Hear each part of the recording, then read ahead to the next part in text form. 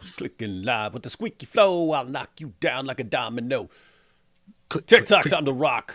Good click. evening, good morning, good afternoon to everyone who's watching from all over the world. Sure, friendly neighborhood philosopher here, D Wood, and with me now we have your not so friendly Apostate Prophet. How you doing, AP? I'm doing fine. I'm doing well. You know what they say. They say when you got to do something, you just got to do it. And when you do well, you do well. When you don't do well, you don't do well. And that's just what it is. You know what I'm talking about. That's just I've been doing well. Been doing well. Yeah, counting my bills, popping the pills. Trying to find out Uh, if we are in fact live. Yep, we are. I see got myself. some skills. Made the mills. Man, Anyway. you trying to Oh, you trying to freestyle, man? Because I can drop a beat.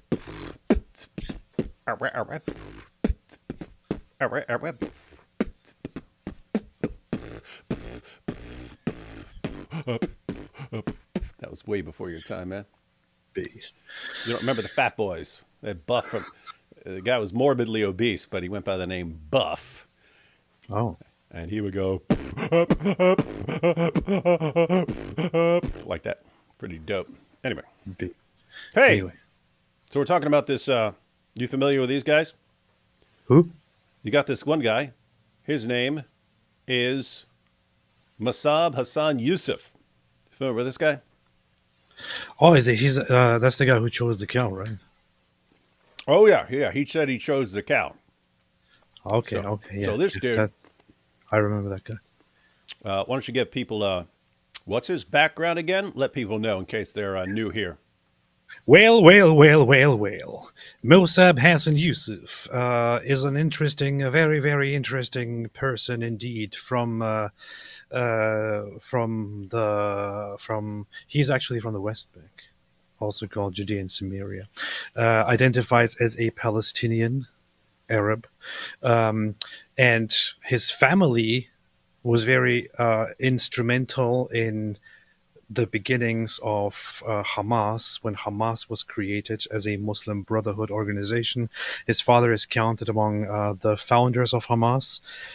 He himself was also, for a while, part of Hamas. He was a member of Hamas, but he, in prison, realized that Hamas are not the good guys and switched over and became a spy for the Israeli Shin Bet, the security agency, and saved a lot of lives and gave them a lot of information and inside information on preventing terrorist attacks and things like that.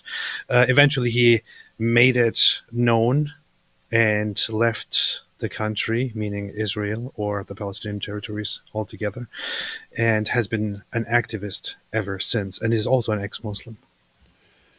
And the other guy, Cenk, Uygur. does he pronounce it Uygur? How's he pronounce it? It should be Uyghur. That's just the right way. It's Uyghur. Uyghur. It's not I Yuga. always hear Uyghur. I always hear Uyghur. Uyghur. When you're talking about the Uyghur. Uyghurs being genocided in China, you always hear Uyghur. You're saying Uyghur. you're saying it's actually Uyghur. No, Uyghur. Uyghur. Like that. Uyghur. That's how Okay, it is. yeah, you're gonna have to you're gonna have to give me a tutorial on that one. Um, but so is this guy Turkish? Yes. That would kind of tell us everything we need to know about him, right? Of course. Of course. There's You nothing see it else. once again, whenever you see a Turk, I, is there really any exception to the rule at all? Whenever you see a Turk, it's complete disappointment, complete whatever it is, any bad quality that you can think of, just add it to that. You know? Um, it's weird. They called themselves the Young Turks. Weren't those people who were like involved in genocide back in the day? Weren't they called the Young Turks? Wasn't that like a Yeah, the Young Turks were actually an organization that took over the Ottoman Empire when it was at the decline. were they communists or And something? Were they commies? Because I know there was no, they were I know there was communism working its way in there at some point. no, they were just they were rather secular nationalists who took over and who played a crucial part in committing the Armenian genocide, for example. So they messed things up a little bit. Leave it to some Turks. Isn't that weird though? That like you picked that to name your news channel after the Young Turks. Yeah, yeah, it It's is. weird. It's weird stuff. Anyway, so we've got a Turkish dude. So we already know what we're dealing with there. Versus a guy whose dad is one of the founders of Hamas and who was there and who was active behind the scenes, who's been on both sides of the issue. And of course, the Turk is going to explain to the guy who was there how he should really think about all of this. Going to be good. Cool. Going to be good. Let's see. I did want to see what the actual thing was titled. Keep in mind, guys, I have not watched this. I have not watched this. You haven't watched it. Have you watched this? This just came out. No. We just found out about this last night. No. You have not watched this. Just No. want to see what the official title is because it's not. I mean, the guy may say it in the beginning of the debate. It's Cenk, Mosab. Just want the official title so we know what the topic is. Oh wait, it's on my thumbnail. Can Israel make peace with Hamas? Okay, that's exactly what I thought it was. Can AP? Here's what's interesting. The topic isn't can Israel make peace with Palestinians. It's specifically Hamas. Can Israel make peace with the genocidal maniacs who are hell-bent on completely wiping out Jews and fulfilling Muhammad's prophecy that the end will not come until Muslims fight the Jews and the Jews are hiding behind rocks and trees until the rocks and trees say, hey, Muslim, there's a Jew hiding behind me, come kill him. That group, again, they didn't say Palestinians in general. They said, can Israel make peace with Hamas, the terrorist group? Well, it's a good question. I mean, on the other hand, we could also ask, for example, can the world make peace with ISIS or Al Qaeda? It's also a question.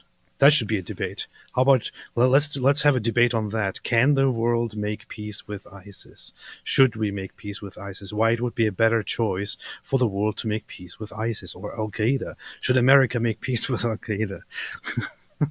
Yeah, and yeah, that's absolutely insane. There is a way to do it, but that would not depend on other groups. That would depend on the group, like Hamas or ISIS or whatever, like just radically realizing how wrong they were and completely changing course and saying, I don't know why you'd keep the same name if you were going to do that, but assuming you did that, wait a minute, we renounce violence in all its forms and so on, and we agree to live in peace.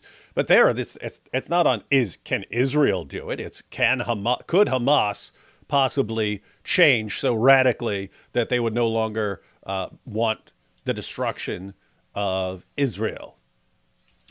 And the answer to that is very clear. Actually, it is directly in the fundamental text, the covenant of Hamas. It has been part of their statements forever. It is one of the primary purposes why Hamas allegedly came into existence. Their entire reasoning when they came out with their 1988 charter. Came out sounds like they came out with their first album, but so when they came out with their first charter, it said specifically that that the society they were living in had drifted too far away from their Islamic spirit, and the PLO had become too secular and had become had started to make too much compromise with Israel, with the Zionist entity, whereas Hamas was committed to permanently fight Israel, to make no compromises at all, ever, to never make peace, to never recognize Israel, to never stop fighting, and to eventually reach Allah's promise of defeating and eradicating the Jews and taking all of this land and establishing Islamic authority once and for all. Again, this is directly part of their entire reason why they exist. The There's a super chat about this. There's a couple here. Let me just scroll through these real quick and get to the one I'm referring to. SNR says, Mosab, it is not funny. It is not funny. Cenk, you are not even fit to be a yogurt. Um, if he said something like that, that would be the most hilarious thing ever. But I think this is just a parody of when he told that woman that. And people didn't understand because the clip circulated of him saying, you're not even fit to be a mother. When the reasoning was if she thinks it's okay to for Hamas to attack children and so on as a defensive measure, you're not even fit to be a mother if you think it's okay to go around targeting babies and so on. Anyway, it would be funny if he said, you're not even fit to be a yogurt. That would be like mic drop, end of debate. Cenk would never recover. Did you see Britain has its first communist leader? Oh yes, totally. No, is this just pointing out that the guy acts like a communist? I mean, it's a socialist. It's a socialist government, and yeah, it's not looking good. The only good thing going for the British right now is lots of people are exposing it. In other words, Britain's becoming kind of a laughing stock for their totalitarian crackdown on anyone who disagrees with what they're doing. So keep up the pressure. That is kind of the people of Great Britain objecting. That's massively important, and all the support they can get from around the world. As far as, my goodness, can you imagine? It's one of the greatest countries in the world now, turning into a simultaneously Sharia-compliant hellhole and a place with just massive crackdown on. And I mean, they're showing up and arresting people over things they posted on Facebook and so on. It's insane. Yeah. And the thing is, people have learned to comply. There was today a report that the riots have stopped after explicit statements that they could lead to 10 years imprisonment or something like that. So it looks like it works. You know, it looks like threatening the own population works, and people feel like okay, I don't want to go away for that long. You don't want to go get locked up for this. They're actually putting people in prison. It looks like so. I don't want to get caught in this, and they are stopping. And this is just. They set this up for quite a while, and you see how the UK is very harsh, of course, against the own people, against the own white British people, while being totally weak, totally soft on Islamists, for example, who have done and said horrible, abhorrent things. I mean, did the people who went around destroying things and waving Islamist flags and Hamas flags and calling for a caliphate, did they get the same treatment? No, they didn't. No, there were even I even saw a video clip where a guy, because there were two groups. There were the guys protesting against the I guess the unfiltered immigration and so on, and then there was the pro-Palestine group. The guy just walked up and showed, look, over on one side they're surrounded by officers in full riot gear, waiting to pounce, and he goes to the other side, and it's not. There's some police officers there and stuff, but they're not there in riot gear. They're not looking intimidating. They're looking quite friendly. So just showing. It is what you guys hear about two-tier policing. Absolutely correct. You see it over and over and over again. And it is so insanely messed up that you could actually have someone like Ali Dawa saying, oh, we can't wait till we get the power so we can chop the heads off of all the apostates. And if you say on Facebook, hey, someone needs to stand against this because these guys are talking about chopping people's heads off, they can actually show up 5 deep and arrest you for objecting, for saying someone should stand against this. It makes sense. This is how it's supposed to function. Pretty well stuff. Anyway, here's the comment I wanted to talk about on this debate. Mr. Mugg says, hey there, I was pretty offended by the fact that the title didn't say, can Hamas make peace with Israel, as if Israel is the aggressor. Agree? Yeah, that's something that stood out to me as well. It's, can Israel make peace with Hamas? Not can Hamas make peace with Israel? Because, I mean, who would the bulk of this be on? If one side, if one of the sides needed to become peaceful, it would be Hamas. Because guess what? If Hamas became peaceful, there goes the dispute. There still might be some issues of you got to hand over those guys who committed these terrorist attacks. You got to do that. These guys have to come and face justice. There might be something like that. But if Hamas just renounced terrorism and so on, there would be peace. So how is it on Israel? What you're asking, what you should, if you want to phrase it like this and say, can Israel make peace with this other group? Then it should be titled something like, can Israel make peace with genocidal, homicidal maniacs who are hell-bent on completely annihilating Jews?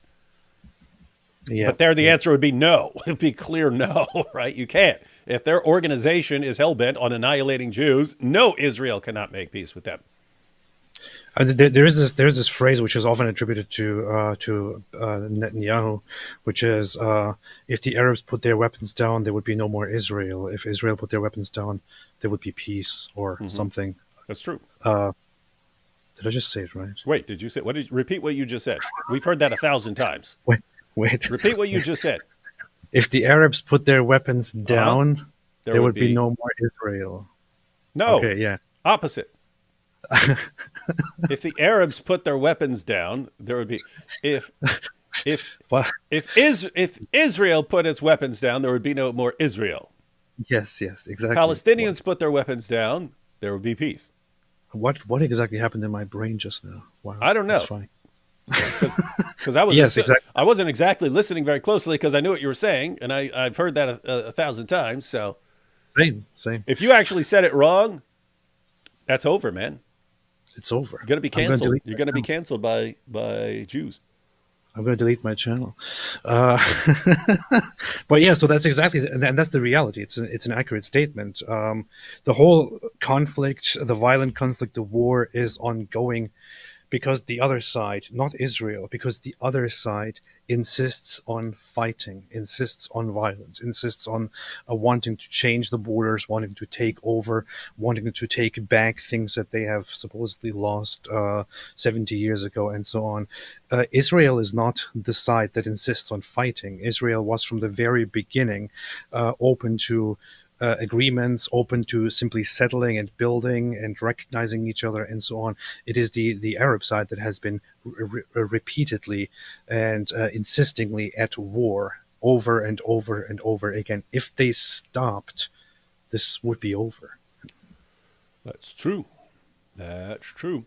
Turksplaining is a real problem.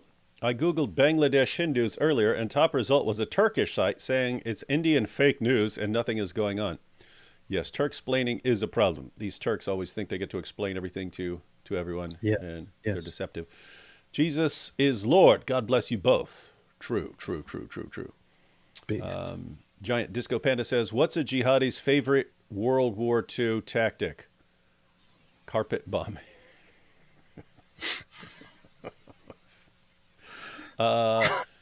Love your work. I had to take a break from your guys' content. It's just too much negativity. How does it feel like to warn people for years, but they still don't listen? Is there any way you can get a debate hosted by a big podcast channel like PM or JP? So who's PM? Well, who's PM? I don't know. Oh, Piers Morgan. Okay. Or Jordan Peterson. No, we're not. I mean, people challenge us to debate, and we debate and so on. But generally on these channels, they try to go for people. I don't know. They try to go with famous people who are trending and so on. As far as the negativity and warning people for years, and they still don't listen. That sucks. It sucks. I mean, you're trying to help people and trying to alert people to dangers that are going to be a massive threat to their future generations and so on. And people will hate you because of it. However, even though it takes a long time and it really, really sucks, there are people who do listen over time. In other words, there are way more people who listen now than there were 15 years ago. And so, you just got to do it anyway. You just got to be relentless and not cry like a Turk. Yes. If Allah revealed all other previous scriptures, why don't they all sound exactly like the Quran? They may say corruption, but where's the proof? Hey, leather straps of the vertical smile. You will love my video that's coming out tomorrow morning. I just recorded it, have not edited it yet, but that will be up tomorrow morning. Beast. And you will see some of what you just were talking about. Tezbot says, Elon Musk called Hamza, me and AP were just talking about this right before we went live. He called Hamza Yousef, Scottish MP, super racist scumbag. Yeah, and then Hamza threatened to sue Elon for calling him racist scumbag. And Elon said, go ahead, ha, ha, ha, dare you to sue me. You're racist. And as racist as you are from your public speeches, we know that Discovery would show that you're even worse behind the scenes. So I anticipate that guy backing down real quick. I assure you, whatever else happens, Elon will be able to hire some very, very excellent lawyers. I mean, doesn't this guy Yousef Hamza know anything about the law in the United States? Because he thinks Elon can't call someone. You can't call someone a racist now.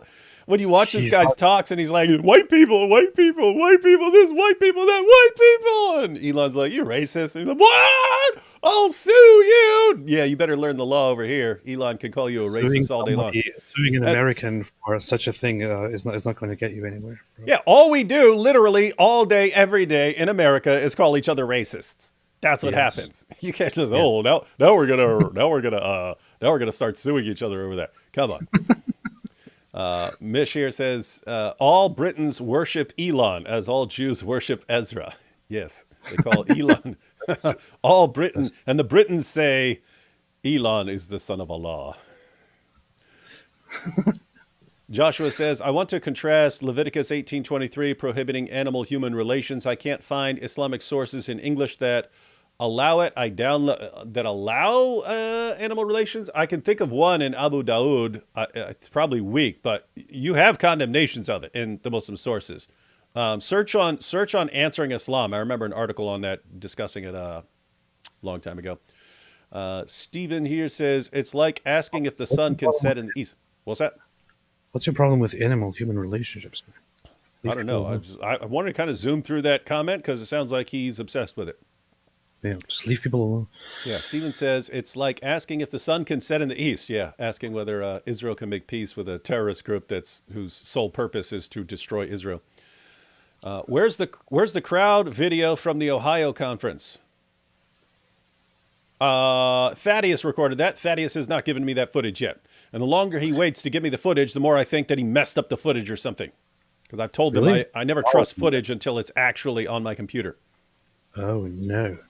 Oh, no. Thaddeus, what's going on? We'll see. Apparently, even Matt Walsh at the Daily Wire is now criticizing Israel. It's not like Israel's perfect. Obviously, they can be criticized. They can be criticized by other nations. The problem is it artificially creates public moral equivalence with Hamas.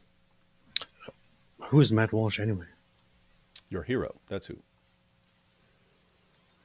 I don't want to be that guy, but I just want to leave it alone. Want to leave it alone. I don't think that he is a very, very great person on terms of... Why would you instantly go and think, oh, I have to attack this dude? Because I never liked him, and I also pointed that out in the past. The guy has a different appeal for different reasons, because he addresses interesting talking points in quite unique ways, like making the whole documentary about Who is a Woman. He's not specifically insightful and all that. AP hates everyone except himself. That's just what you learn over time. I love Ben Shapiro. Ben Shapiro is fantastic. As far as Matt Walsh criticizing Israel, as far as I'm concerned, you can criticize Israel. If Israel crosses a line, just like if the United States crosses a line or someone else crosses a line, you can criticize them all day long. But yeah, if this becomes like some sort of a moral equivalence, then that's gone off. Then you've gone off the deep end. These are not the same situations. One is a group that is surrounded by people who would like to destroy it and people who want to be relentless in launching terrorist attacks, bombs, all that stuff, random shootings. And that's the situation they're in. And they have to respond to it to keep their people safe. That's a rough situation to be in. Are people in that situation going to cross lines at certain points, break their own laws? And so, yes, that's going to happen. But let's not pretend that's the same thing as an actual terrorist group who wants the other side completely exterminated and obliterated, night and day, ladies and gentlemen. Look, let me read you something here from Matt Walsh directly. Oh, From here we go. Matt Walsh, and it's going to be it will be very familiar to you, Dave. Where did it go? Matt Walsh, Israel. Okay, here. I got it. Don't worry, don't panic. Here's Matt Walsh, May 1st. The vast majority of Republicans just voted for a bill to criminalize criticisms of the Israeli government.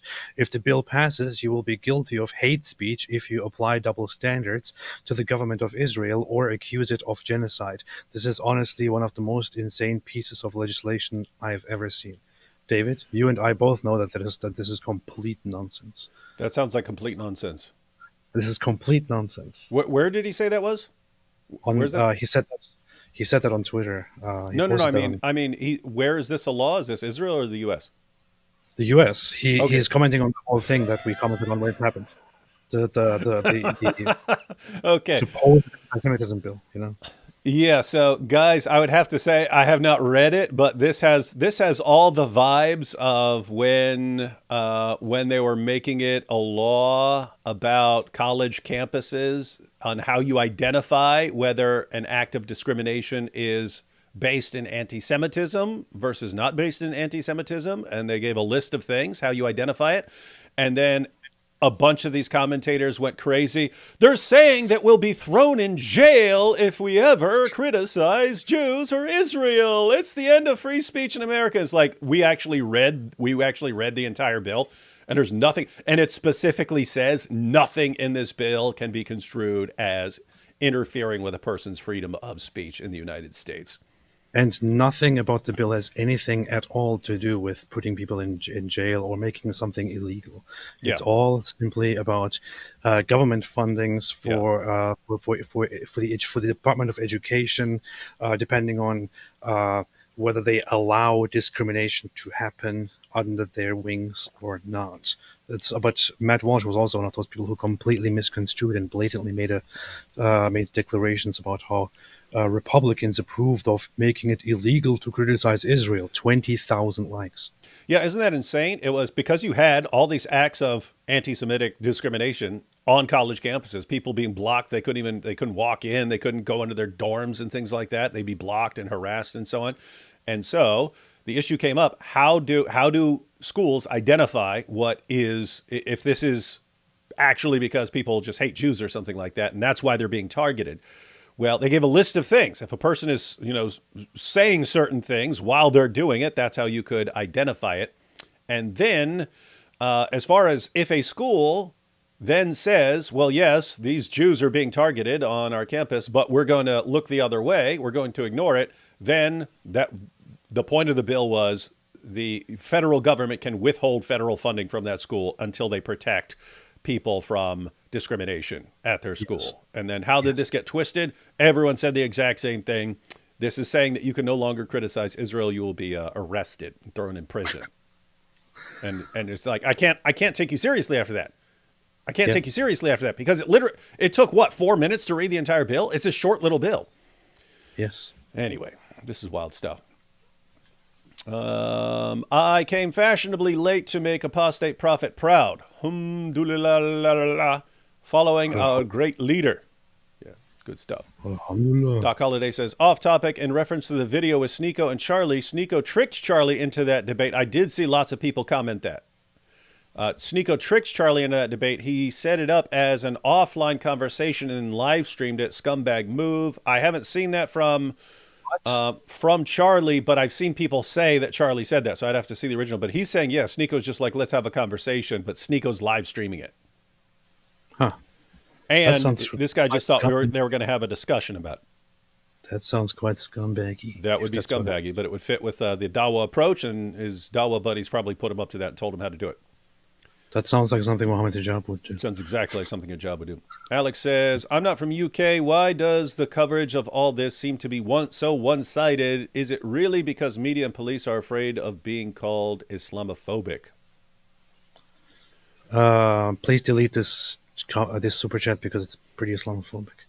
Yeah, Alex. I mean, there are all kinds of other issues involved, but it's just you raise people their entire lives to think that the worst possible thing they can do is be an Islamophobe, and that any criticism of Islam or anything Muslims do, the only possible explanation is that you're racist against brown people. You program a generation, you're going to get a lot of people who then want to show how anti-racist they are by calling out all the Islamophobes nonstop.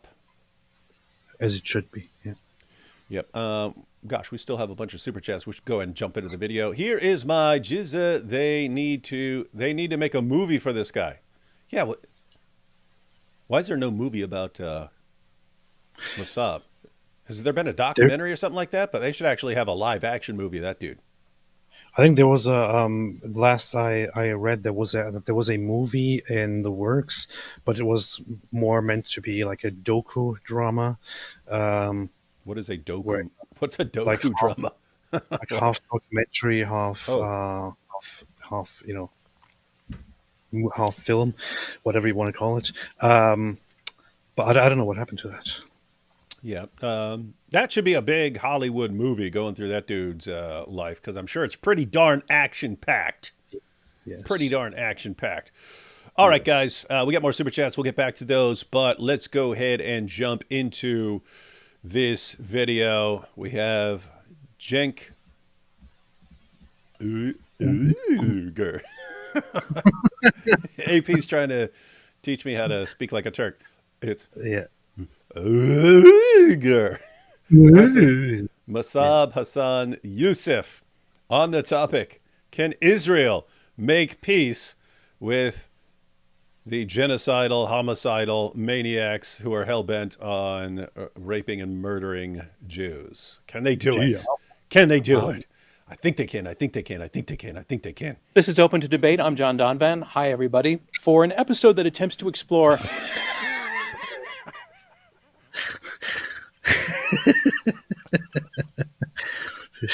This is very open to debate. Did people catch what he just said? He said, "This is open to debate. I'm John Donvan."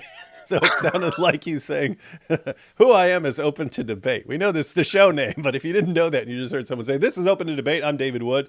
Be like, "Wait, your identity is open to debate? What?" Hang on. This is Open to Debate. I'm John Donvan. Hi, everybody. For an episode that attempts to explore what may be possible or impossible in the quest for that elusive result known as peace in the Middle East, a phrase that especially now seems to be the very definition of hopelessness. We have Israel seeking to destroy Hamas. Cenk. We have Hamas seeking to destroy Israel. And where does it go from there? If it is not going to end in an endless and escalating war where one side utterly destroys the other. Well, you can pause it anywhere you want. What's up? Let's pause here for a second. We haven't even gotten to the debate yet. We've gotten to this guy whose identity is debatable. I think this is already a good opportunity where he says Israel wants to destroy Hamas and Hamas wants to destroy Israel.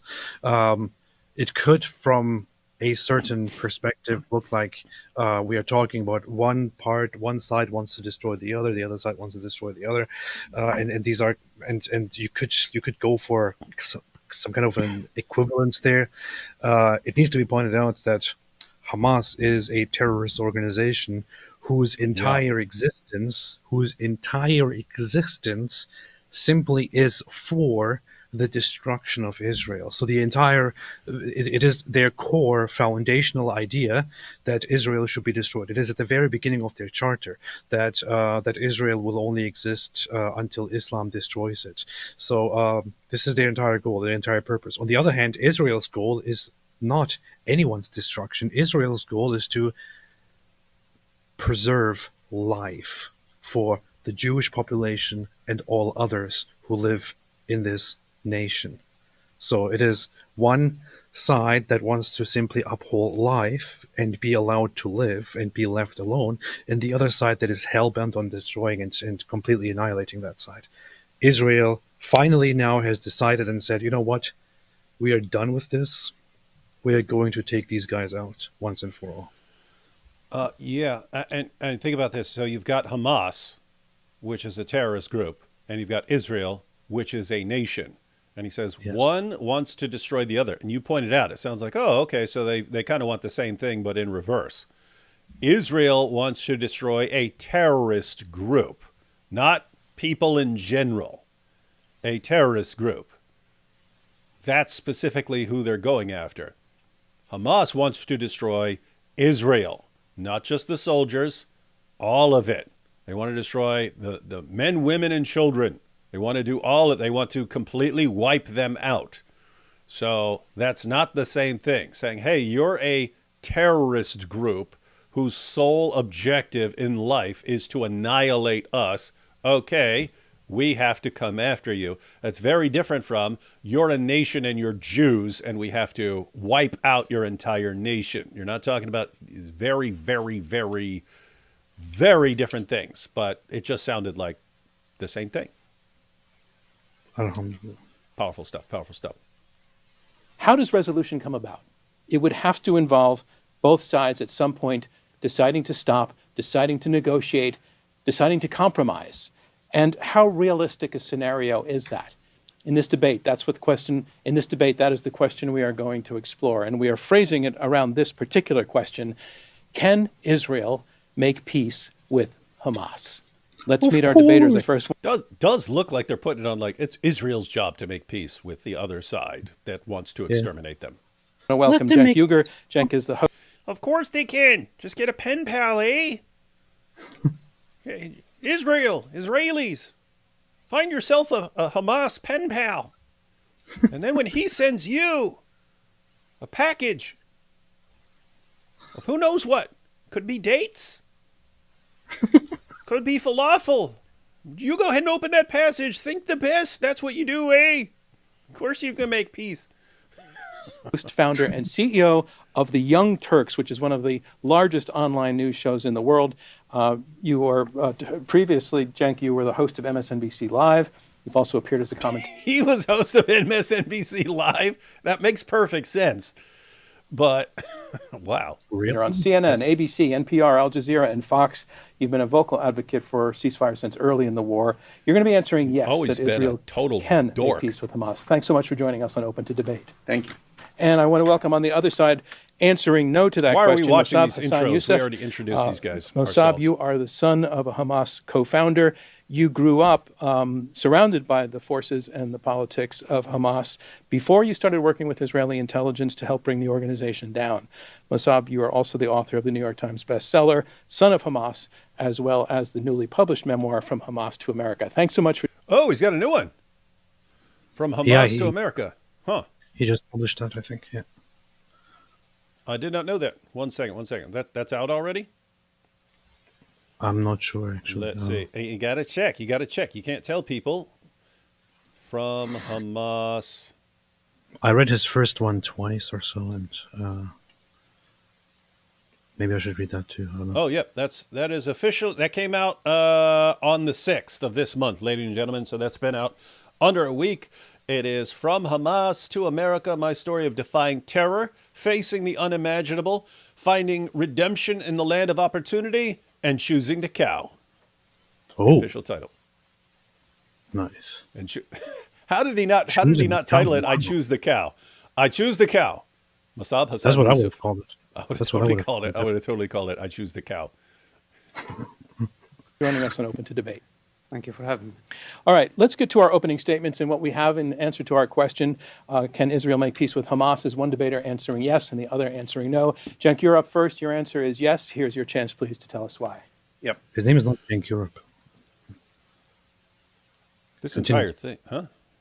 This can't be too long. Their opening statements can't be terribly long because They can be. because the whole thing is like only an hour, the whole discussion. Oh, okay. Looks like he has maybe 4 minutes. Oh, okay, that's not bad. So we can get Cenk's 4 minute. Looks Your like they have answer 4 is to yes. 5 minute Here's opening your statements. chance, please, to tell us why. Yep. So can Israel make peace with Hamas? Of course. That's who you make peace with, your It's enemies, easy. not your allies. Yeah, your enemies. This is actually pretty elementary. No matter how bad the enemy is, Of course they can make peace. This is pretty elementary. Yeah, it's so easy. It's so easy. These guys want to completely exterminate you. Of course you could just make peace. Just extend the olive branch. Write a letter. Get a pen pal. This is Jordan Peterson from 2 years ago level of I don't think Jordan has these same delusions anymore. This is such lowbrow logic. It's like, yes, you make peace with your enemies, yes. And when do you make peace with your enemies? If your enemies are people that you happen to be fighting with right now because you had a dispute, but otherwise you can totally come to an agreement, right? Let's say, for example, let's say Israel and Egypt had a dispute over something at the border, and they started fighting, became enemies. Eventually, yes, you could say these two are enemies that could come together and make peace. And guess what? That's exactly what happened. They made peace because they thought, our existence is not our existence. We have nothing against your existence. You have nothing against our existence. I think we should stop fighting. Let's come to an agreement. Let's make peace. This is what happened. You can't make peace with an entity whose entire existence is about annihilating you. Israel cannot do that. Yeah, so what you'd have to say here is he needs to clarify there are different levels of enemies here and different kinds of enemies. Yes, you can make peace with an enemy. That's happened numerous times in history, numerous times in people's lives. Can you make peace with an enemy that is absolutely obsessed with exterminating you while they're still obsessed with exterminating you? No. In other words, it would be stupid if you said, hey, let's come to a peace agreement with these guys so they can regroup and come annihilate us. Okay, that would be stupid and insane, which is probably why Cenk here believes it's the great thing to do. Cenk should stick to eating and stop talking about politics. Should stick to turkey. At some point, if you want to get to peace, and that's a big if, then you're going to have to do it with your enemies and not allies. So if Israel wants to do a peace deal with Norway, that's not really going to help them. They can get there pretty quickly, but that's not the issue at hand. They're fighting Hamas. That's who they have to negotiate with. We will never have peace with Norway. Never have peace with Norway. We will never back down from Norway. Those stupid Vikings. Anyway. That's who they have to get to an agreement with. Oh my goodness, I had no idea. Profound. What an idiot. The United States doesn't need to make peace with Norway. You got to make peace with people who are your enemies. That's true. That is more relevant. It's similar to the parallel when people are talking about freedom of speech and saying it's not a huge issue for you when people are saying something you agree with. It's when people are saying something you disagree with. That's where you need to actually respect freedom of speech. And sort of similar idea here. It doesn't. You don't need to make peace with people who are friendly towards you. You need to make peace with your enemies. That's great. You can have various groups that have that historically have hostility towards each other, and you can actually make peace. It's happened many times before. Many times before. That doesn't happen when one group will not renounce its obsession with completely exterminating the other side. Show me where that works. Show me where that one works, Cenk. Yes. Don't think you will. And sometimes when you reject out of hand any discussions at all, under the rubric of we don't talk to evil, it turns into a disaster. Why? We know it already happened. Dick Cheney said that after 9/11 and our invasion of Iraq, Iran actually offered to completely eradicate their uranium program and wanted to get to the negotiating table with us. And they had a terrific offer, according to the reporting at the time from mainstream media news sources. And we didn't even get to find. I'm going to say something. Cenk Uygur, I can bet to you. I can place a bet on this, right? I'm ready to place a bet of, I don't know, whatever it is, anything that I own. If I had a conversation with him to ask him some basic questions about the history of this conflict, I'm sure that he would have. I'm sure that he has no idea what he's talking about. He does not understand this conflict. He doesn't understand the history of it. He doesn't understand. He doesn't understand the basic principles that Hamas supposedly stands for, and the efforts that Israel has made.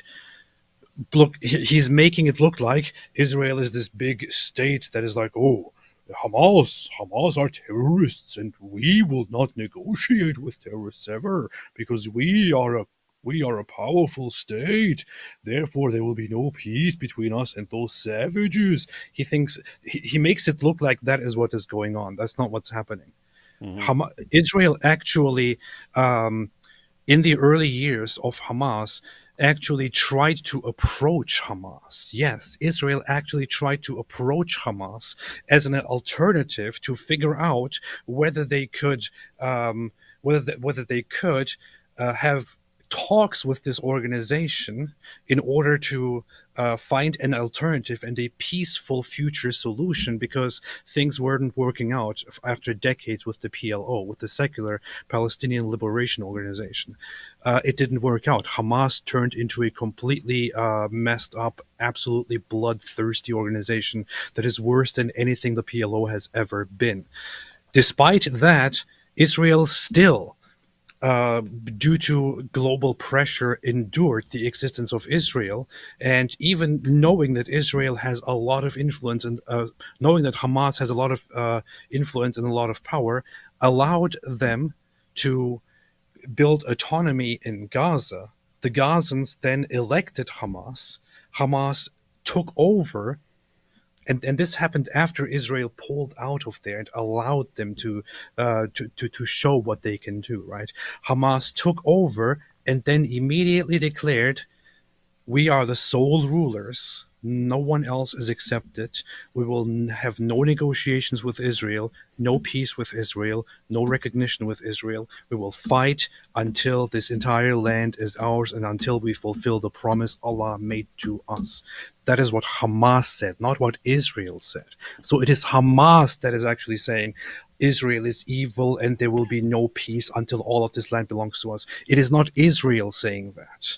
And under these circumstances, there is no way that Israel can even think of having peace with this organization, with these savages, these barbarians, these animals. It's pretty racist.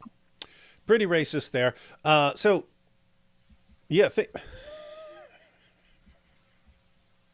I just thought of how I could remember how to pronounce his last name. It's Cenk. Brother, Uygur. Is that close enough? If I call him Cenk, Uygur. Brother, Uygur.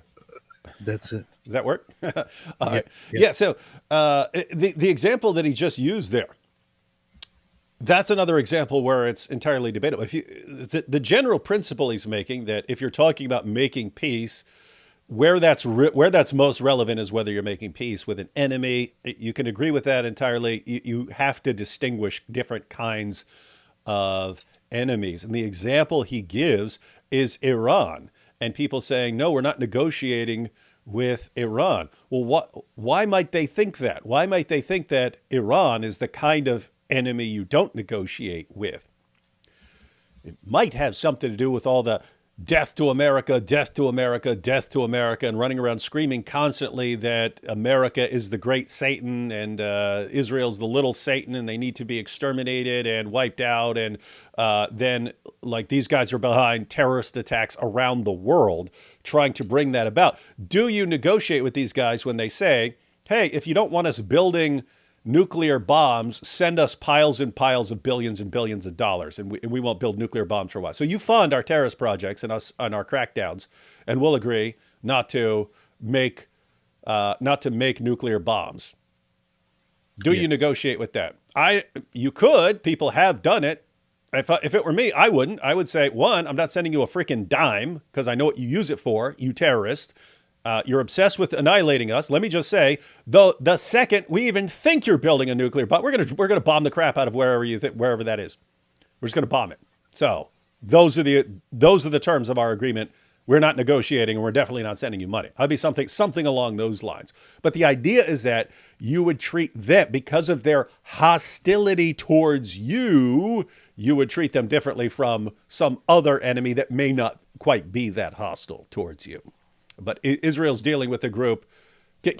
Israel has made, as AP pointed out, Israel has made peace with their enemies before, and it's ongoing. That's ongoing. You can't make peace with a group that's primary objective is to exterminate you. Yes. Until they renounced that. But then they would just dissolve their group. So Precisely. it wouldn't be relevant anymore.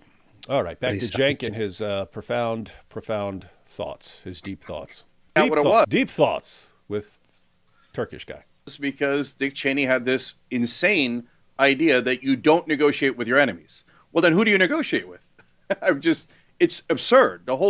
Honestly, this is one of the easiest questions of all time. If you say you don't want to negotiate with Hamas, all you're saying is, I don't want peace. I prefer permanent war. So when you think about the insanity here. If Israel doesn't make peace with Hamas, then it's because they just want war all the time. That's on them. The idea from a different perspective, and you say, well, okay, some things are so evil and terrible, and Hamas is, there we go. You can't possibly negotiate with it. Well, under that same rubric and logic, you could certainly argue that you shouldn't negotiate with Israel. They've killed 35 times the number of civilians. Hang on. I smell a rat here. What a scumbag.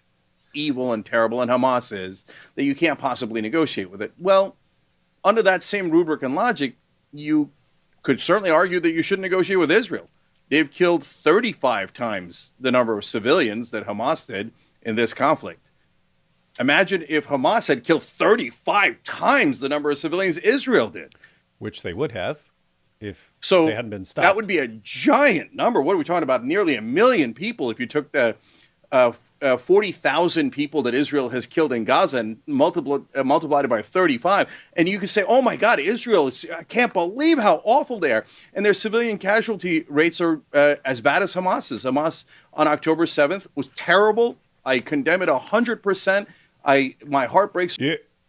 I'm sure you're picking up on this, AP. This is absolutely insane what he's saying right here. Let's let him finish this part here, because this is so ridiculously absurd that if I knew nothing about Cenk Uygur, apart from what I'm hearing right now, I'd be like, this guy is a complete moron. If this is how he thinks, in prepared remarks for a debate. Let's let him finish, and then we'll talk about why this is nuts right here. What he just said. For every civilian who's killed.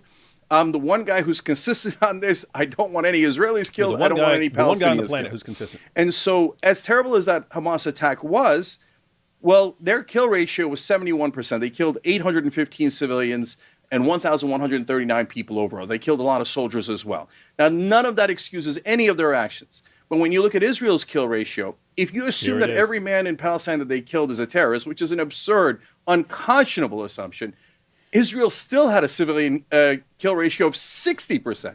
So when you include the innocent men, that's going to be a higher kill ratio of civilians as a percentage than Hamas. So under this logic, the Palestinians should say Israel is so evil that we cannot negotiate with them.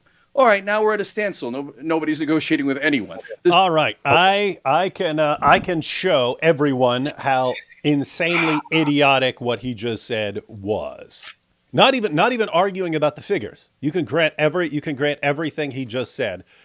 That is so insanely stupid and idiotic that, again, if this is all I knew about Cenk Uygur, this would be enough to think we're dealing with a complete moron here. Should I go ahead and break it down, AP? What just happened? How stupid that is. By the way, did people catch on? He's saying Israel has killed more civilians, and I think he said has a worse civilian casualty ratio percentage than Hamas. And somehow he knows that, of course. Yeah. So let's go ahead and grant that for argument's sake. I'd have to look at the numbers. I do not trust this guy giving numbers because everything he's just said is insanely stupid. Look at what he just said.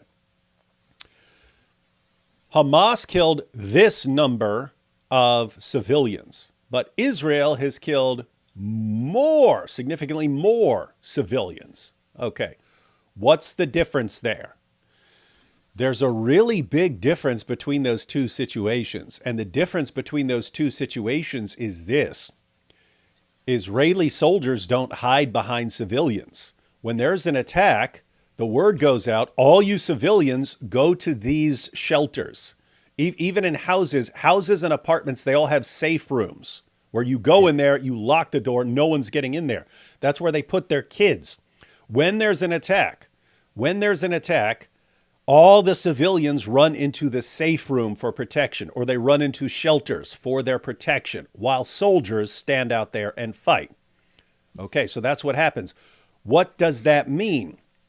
It means that when Hamas is killing civilians, it's not because Israel is standing behind the Israeli soldiers are standing behind civilians, and the only way you can get to those soldiers is by killing the civilians. No, when Hamas kills civilians, it's because Hamas is targeting civilians. They're showing up at a concert targeting civilians. That's why they end up killing civilians. They kill civilians because they are targeting civilians. When Israel kills civilians, it's because they're targeting terrorists who are hiding among and behind and under civilians. And so their target is the terrorists. The terrorists are positioning themselves among civilians so that civilians get killed because, as they have pointed out, they want to maximize civilian casualties. So when you're saying, look, Israel's killed more civilians, if those civilians were sent to shelters and the actual soldiers came out and fought, you wouldn't see any civilians getting killed.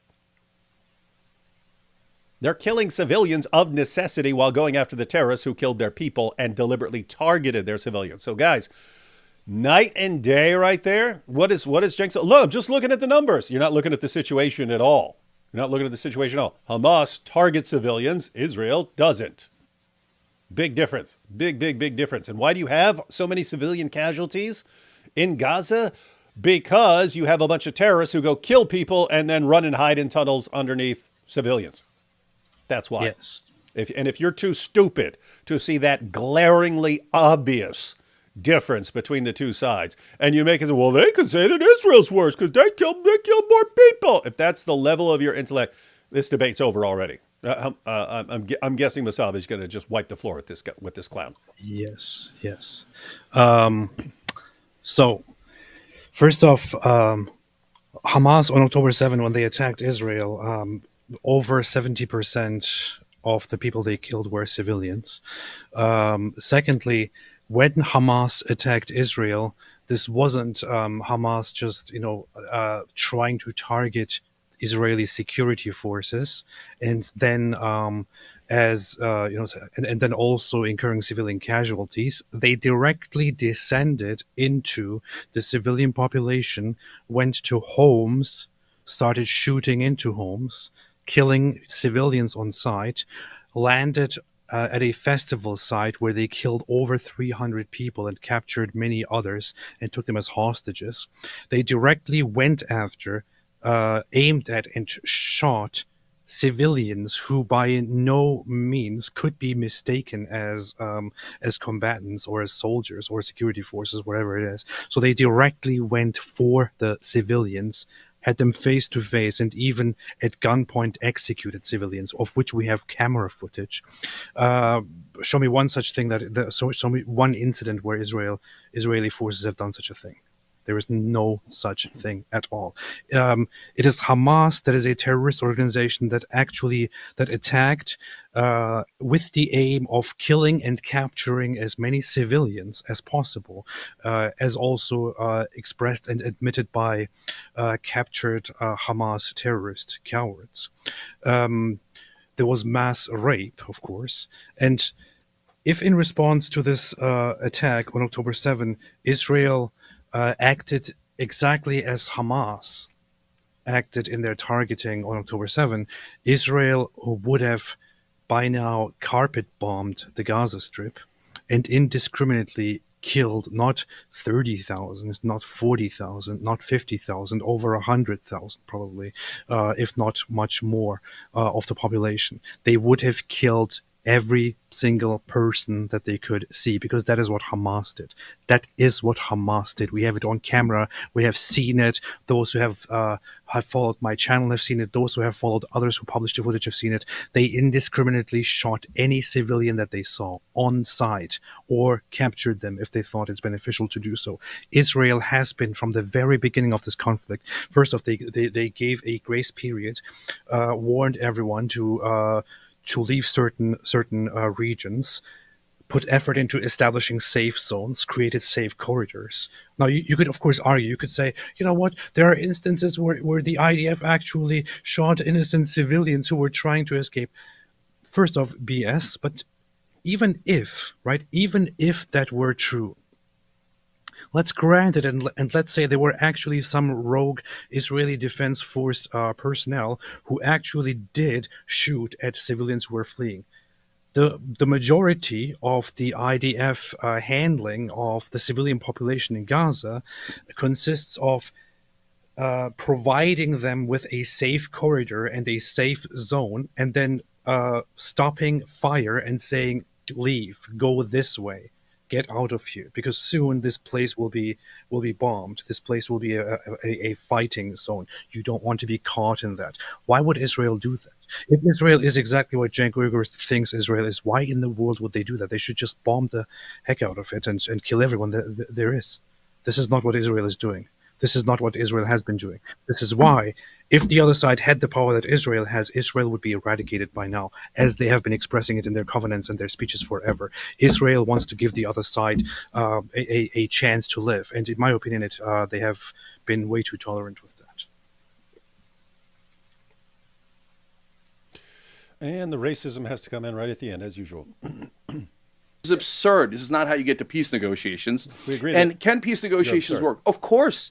You know who's it's worked for before? Israel, when they negotiated with Egypt. And at the time, when they negotiated with a nation. Yeah, you can do that. Israel has done that. Israel continues to do that. Very different from negotiating with a terror group. It's just like today's. Israel also did that after being attacked in 3 wars by Egypt. Mm-hmm. After Israel took land and eventually said, how about we give you this land in return for recognition and permanent peace? That's what Israel did. Good point.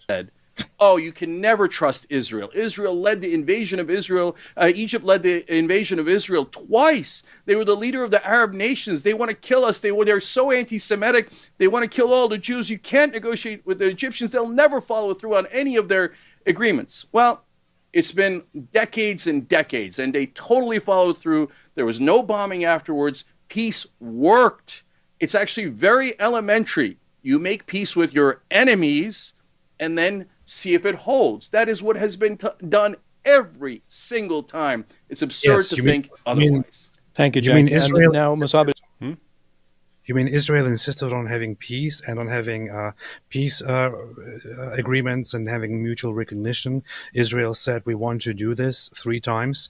And when the other side finally agreed, it turned out, yes, it works. Israel actually wants peace and has been complying with that ever since. Yes, Cenk Uygur. Yes, thanks. Wait, AP. So if you have a group that's a nation, whatever, that's attacking Israel, and that group finally says, you know what, we don't want to continue this forever, let's make peace, you're saying Israel will make peace with them. Yeah. Okay. So if you have Hamas, which is, as far as I can tell, still hell-bent on completely obliterating Israel, should they treat Hamas the same way, in the sense that they should say, oh, let's make peace with this group that still wants to exterminate us, just like we did with Egypt when Egypt decided that they don't want to exterminate us. Those are the two. It's the same situation, according to Cenk. It worked over here. Hey, it worked when your enemy wanted to make peace. Why can't it work when your enemy wants to annihilate you? That's his reasoning. Imagine you live in a neighborhood where you have one neighbor that you don't have any history with, you don't have any beef with, you don't have any existential problem with, but you have a dispute with them, and they repeatedly attack you.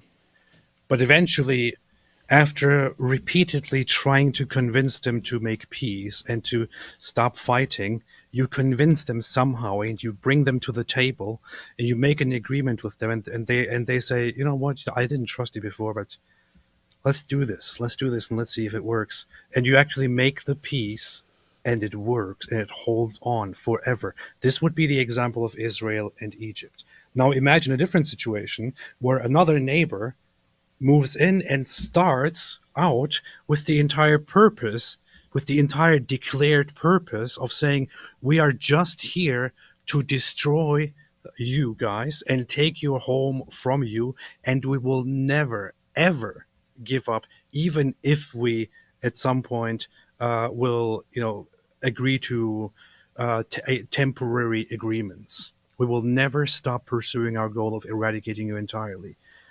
Can you really do that same thing with that neighbor? Can you really say, well, you know what, guys? We had our differences in the past. How about we just sit down and make peace? No, you can't do that.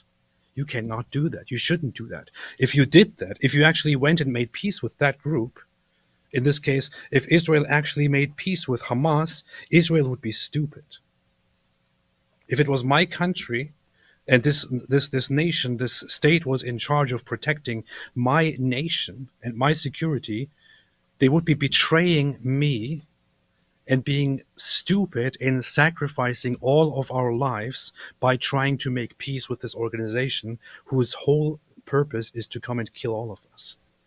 This is ridiculous. This shouldn't even be a conversation.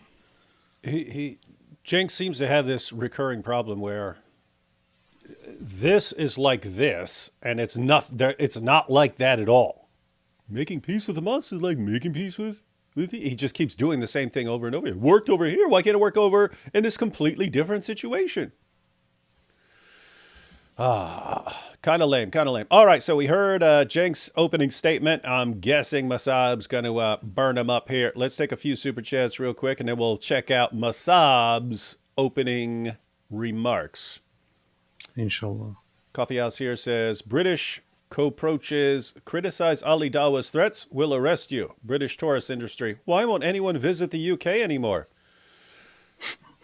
That is going to be a problem. I don't know if you were paying attention, AP, but tourism for the Paris Olympics was way down from what they thought it was going to be. And the reason was people knew that that place is a target for terrorist attacks. So not a lot of people wanted to go to the Olympics.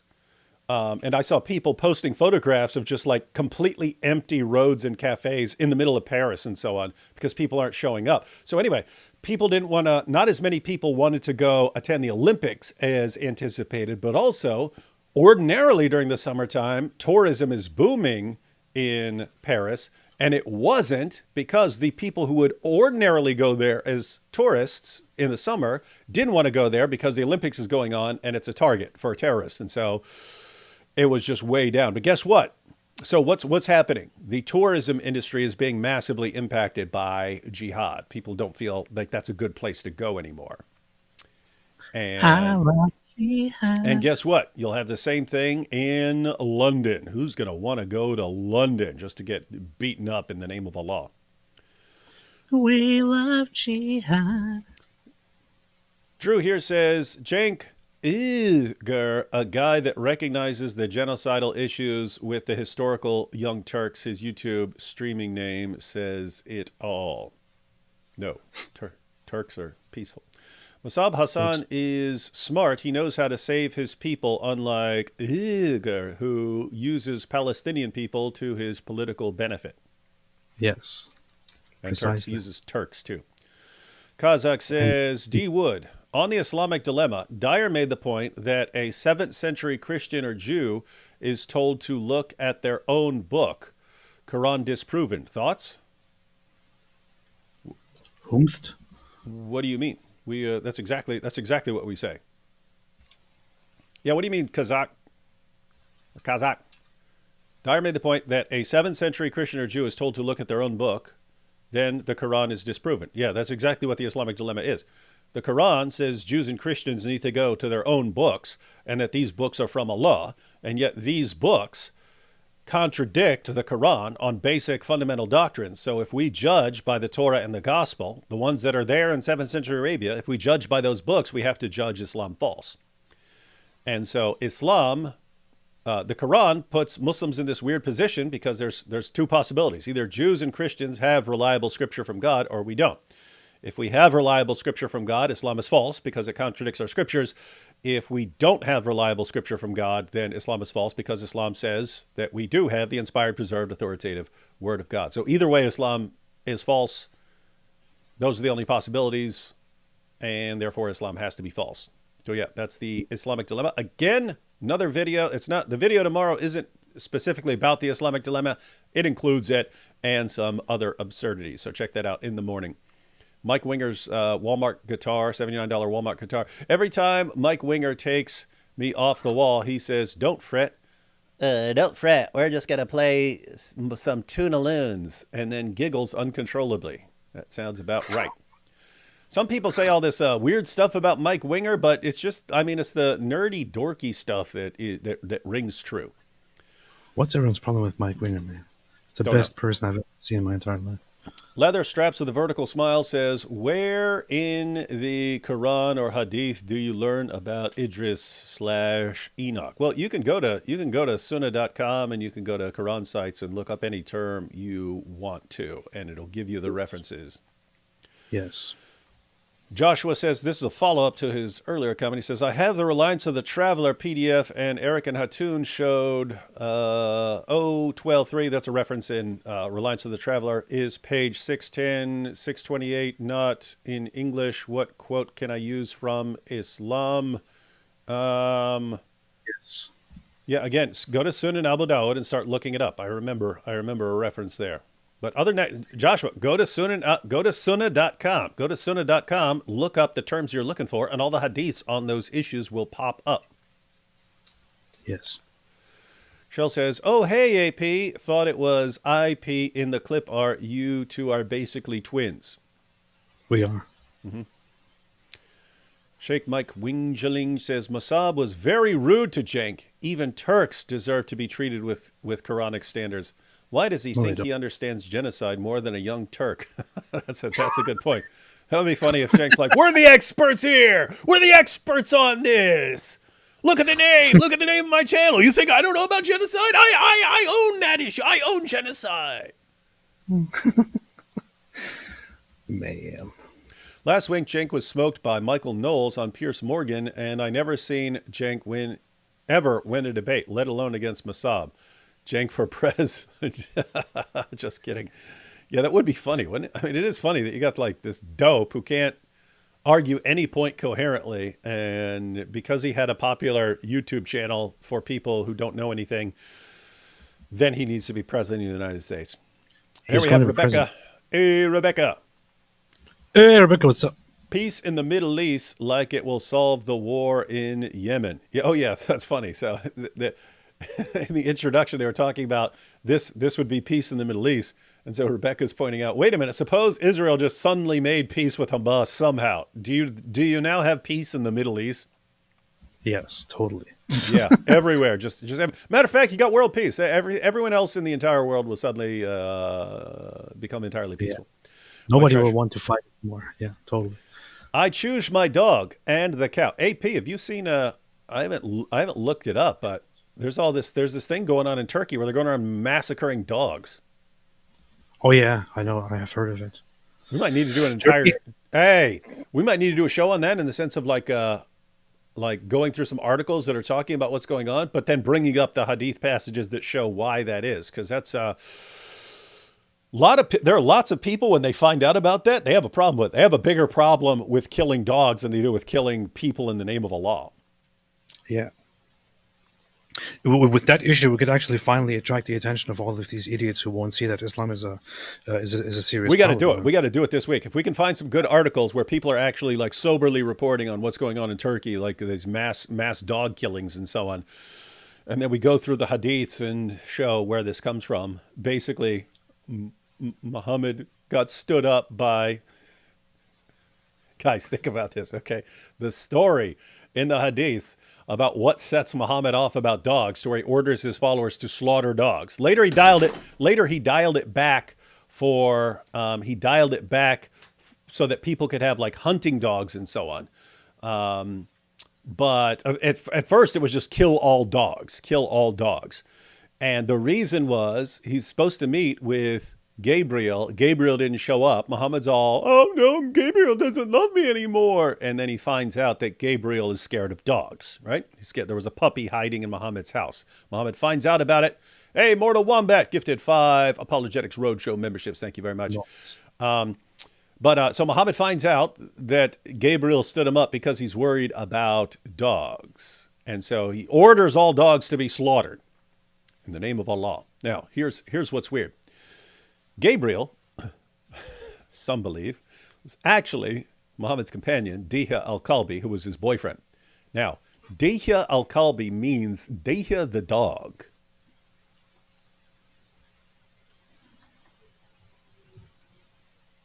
So a guy who's called Dihya the dog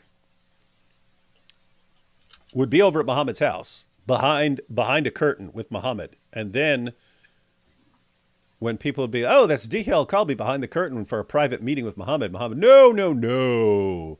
That's the angel Gabriel. And here you have Muhammad flipping out because he gets stood up for a little date with the angel Gabriel. And so he has to exterminate dogs. But then you wonder, wait a minute, was he actually stood up for a date with his boyfriend, Dihya al-Kalbi, whose nickname just happens to be Dihya the dog? This is weird stuff, guys. This is like something. There's a disturbance in the force whenever I'm reading these passages. Anyway, we might need to go. And he was so upset about this. What's that? He was so upset about this that he decided to just have all the dogs killed. Yeah. So I have to say, we're going to have to do a live stream on this, man. Yeah. Will we see Jordan Peterson and Alex Jones in the Boom Boom Room? Probably. I'd have to lose about 30 pounds to play Jordan Peterson, and I'd have to gain about 50 pounds to play Alex Jones. Or we find someone else. Snudgewick says, Keir Starmer is an atheist and holds to Trotskyism. So this is as far as a communist leader. So Keir Starmer is an atheist. That should have been enough to warn you there. And holds to Trotskyism. He's the first UK communist prime minister. Remember to pray for us. UK needs salvation. I have to say, it's kind of good that you're getting a communist leader at this point to show what communist leaders do when they get to power. Hopefully you learn your lesson over there. British. What's Apparently, that? he was a communist in his youth, and people argue that he still is. He acts. I don't know what his politics. He acts exactly like communist, right? He's acting exactly like a communist right now. The way you're cracking down on all dissent and so on. Inshallah. British police inspector threatened to prosecute on the line hate speech, aka criticism of Islam, even if done in foreign countries. Will AP and D Wood challenge this threat? How about it? Live stream. Yeah, we want to do that as well. That's something we want to pull up the video clips of this guy saying that he's going to extradite people and so on.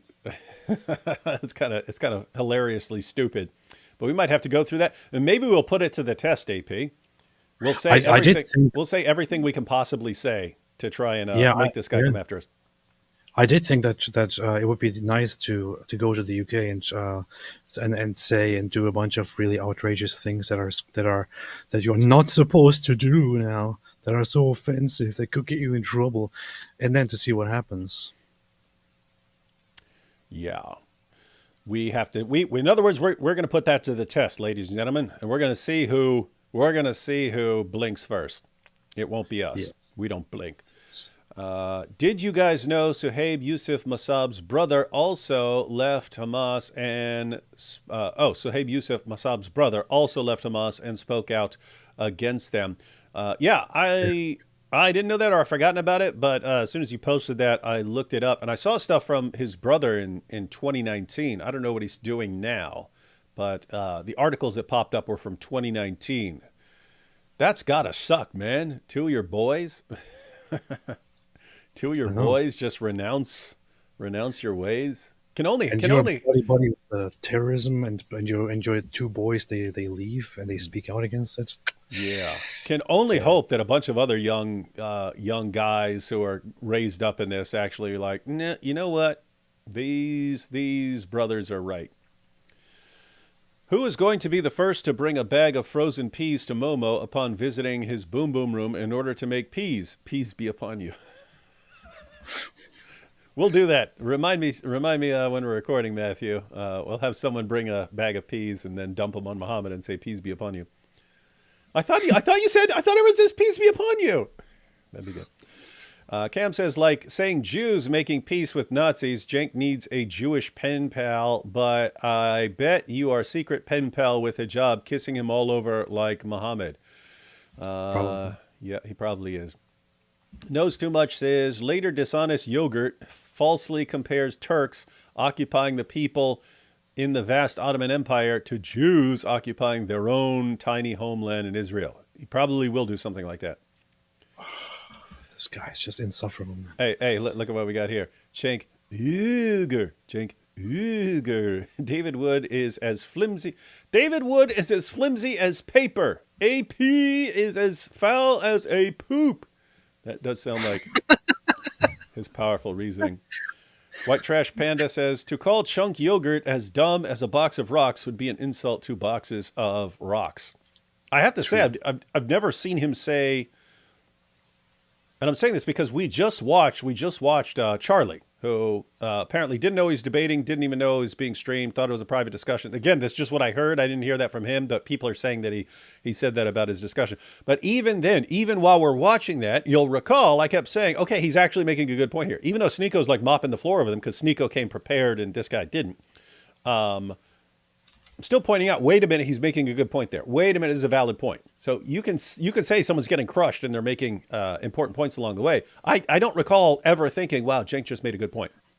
Not once. I don't think he knows how to make a good. I don't think he has any good points. I don't think it's possible for him to make a good point. It's genetic. The guy is just completely bad.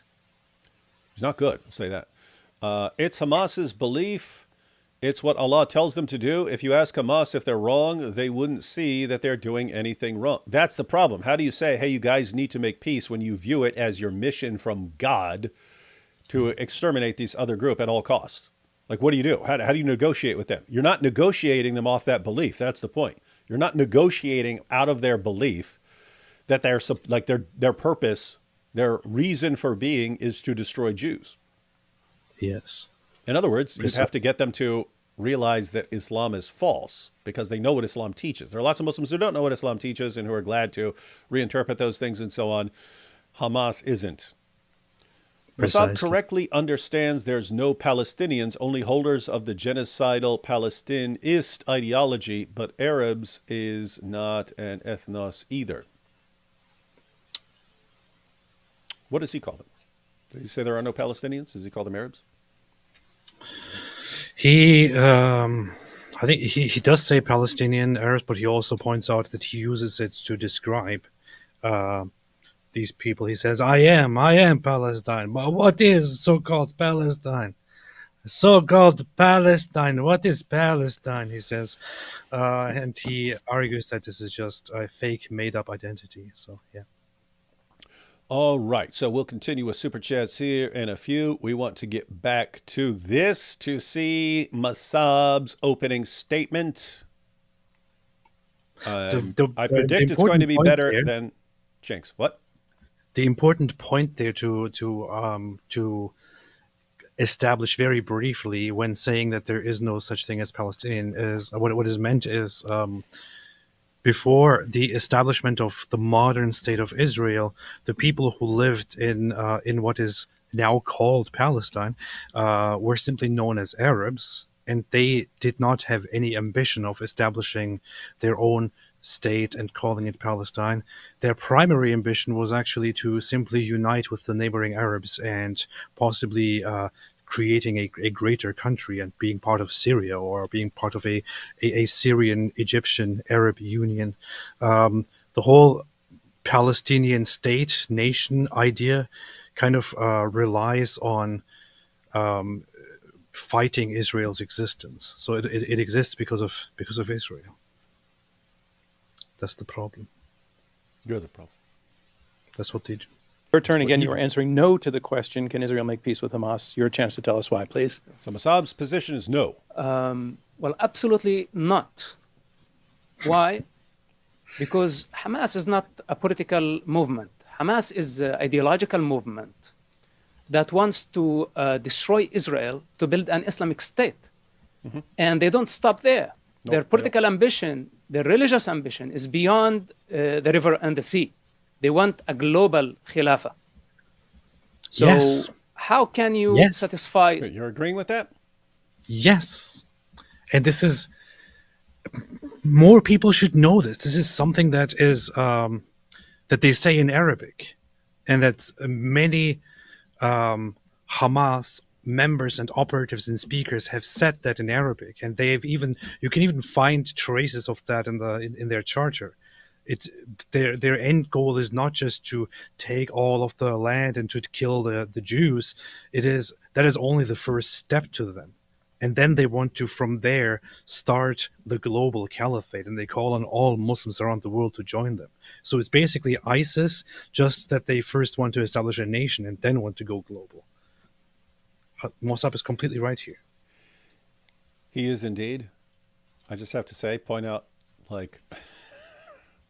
How he comes dressed in all black with a black background. Yeah. Dangerous. Looks like some guy who's going to like come out of the shadows and put a knife in your throat. Such ambition.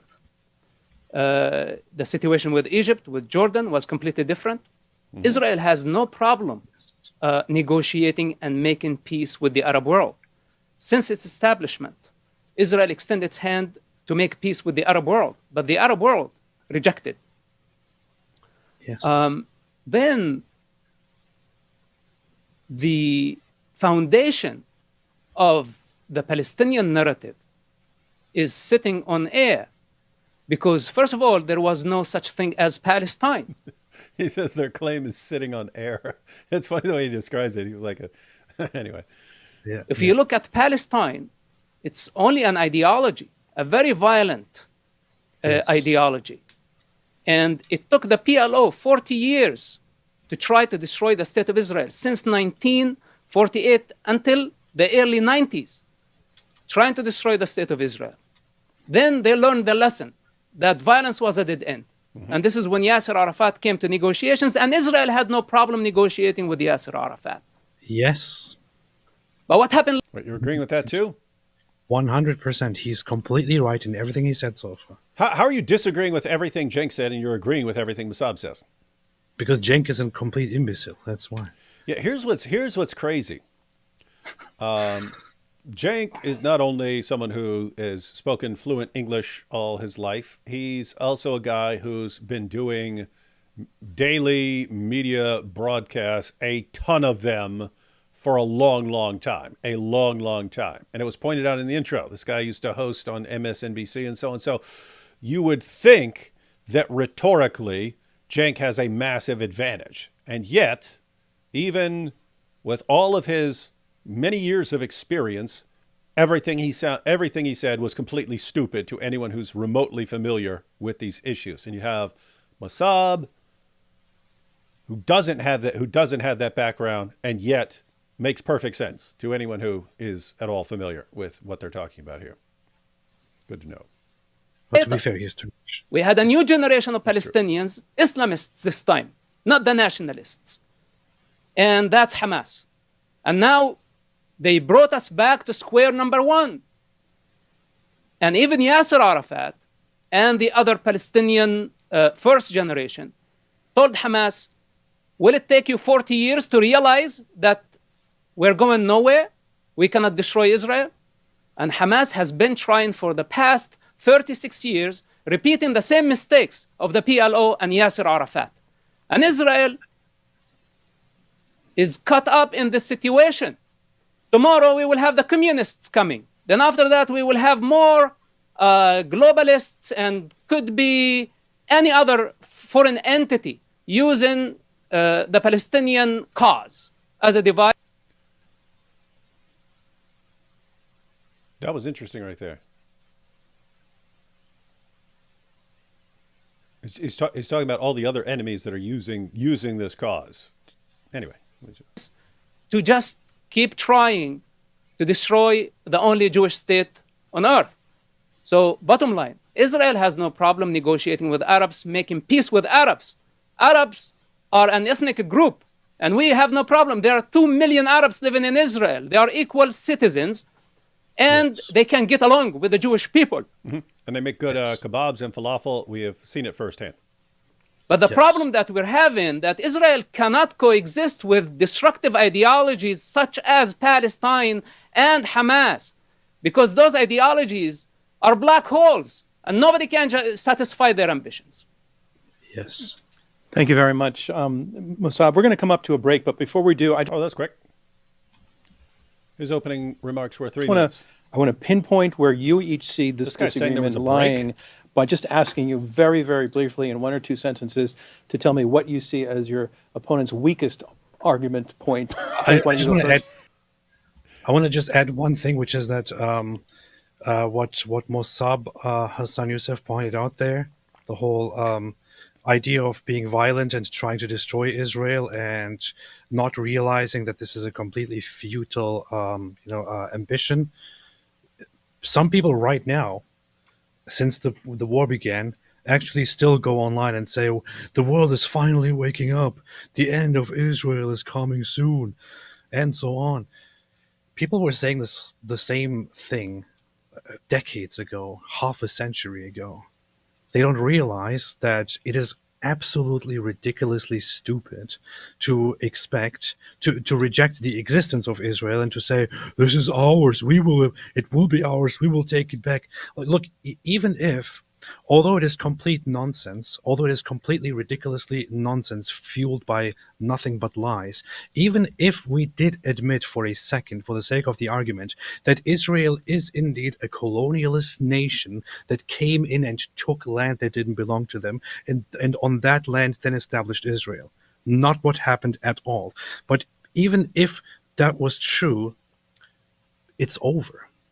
Just get over it. There is no going back after this point. There is simply no going back. Trying to destroy this entity where generations have now lived and have built what is there, it will not end well. You will never achieve that goal. The result is quite obvious. Israel is a functioning state that is a world leader in innovations and so many different things, whereas the other side, that is a supposed Palestinian state, is nothing but death and destruction. And peace. You left that out. Yeah, and peace. Pieces of body parts. Yeah. So it sounded like this guy is asking what each person views as the opponent's weakest point. I think that's what he just said. So, Cenk, what do you think Mosab's weakest point was? And Mosab, what do you think Cenk's weakest point was? Let's see what they say. Yeah, this idea that you can't negotiate with people whose ideology you don't agree with, or Is that what he said? Is that what? Is that? Didn't Mosab? Yes, we agree. We agree that we did make peace, and Israel wants to make peace with them, but Hamas is different. That's exactly what we said. He's saying you can't make peace with anyone. That's what he's saying. Oh, I mean, this guy either is completely stupid, or and doesn't know how to listen, or he's just deliberately doing this. In any case, why in the world is this guy even being even given a platform? But Mosab Hassan Yousef said very clearly, of course you can make peace, you can make agreements with those you disagree with. We can, however, not make peace with an organization that is hell-bent on simply wanting to eradicate you, which is what Hamas is. I'm seriously hoping that the moderator says Mosab, what do you think Cenk's weakest point is? Where do I begin? I'd love to hear, where do I begin? You pick anything, any word he said. It was the stupidest thing I've ever heard. Pick one. Something like that. you might even hate. So what? I don't care about their ambitions or ideology. I care about what do they agree to in a deal. And so if you said it that way, well, look, then I would say I'm going to eliminate the settlers. The settlers' ideology is that they own the land. God gave it to them. I think they're a bunch of lunatics, and I think that they've oppressed the Palestinians. I think their ideology is toxic. But of course I would negotiate with them. All right, Who else am I going to Let me negotiate stop you there. Same question to you, Mosab.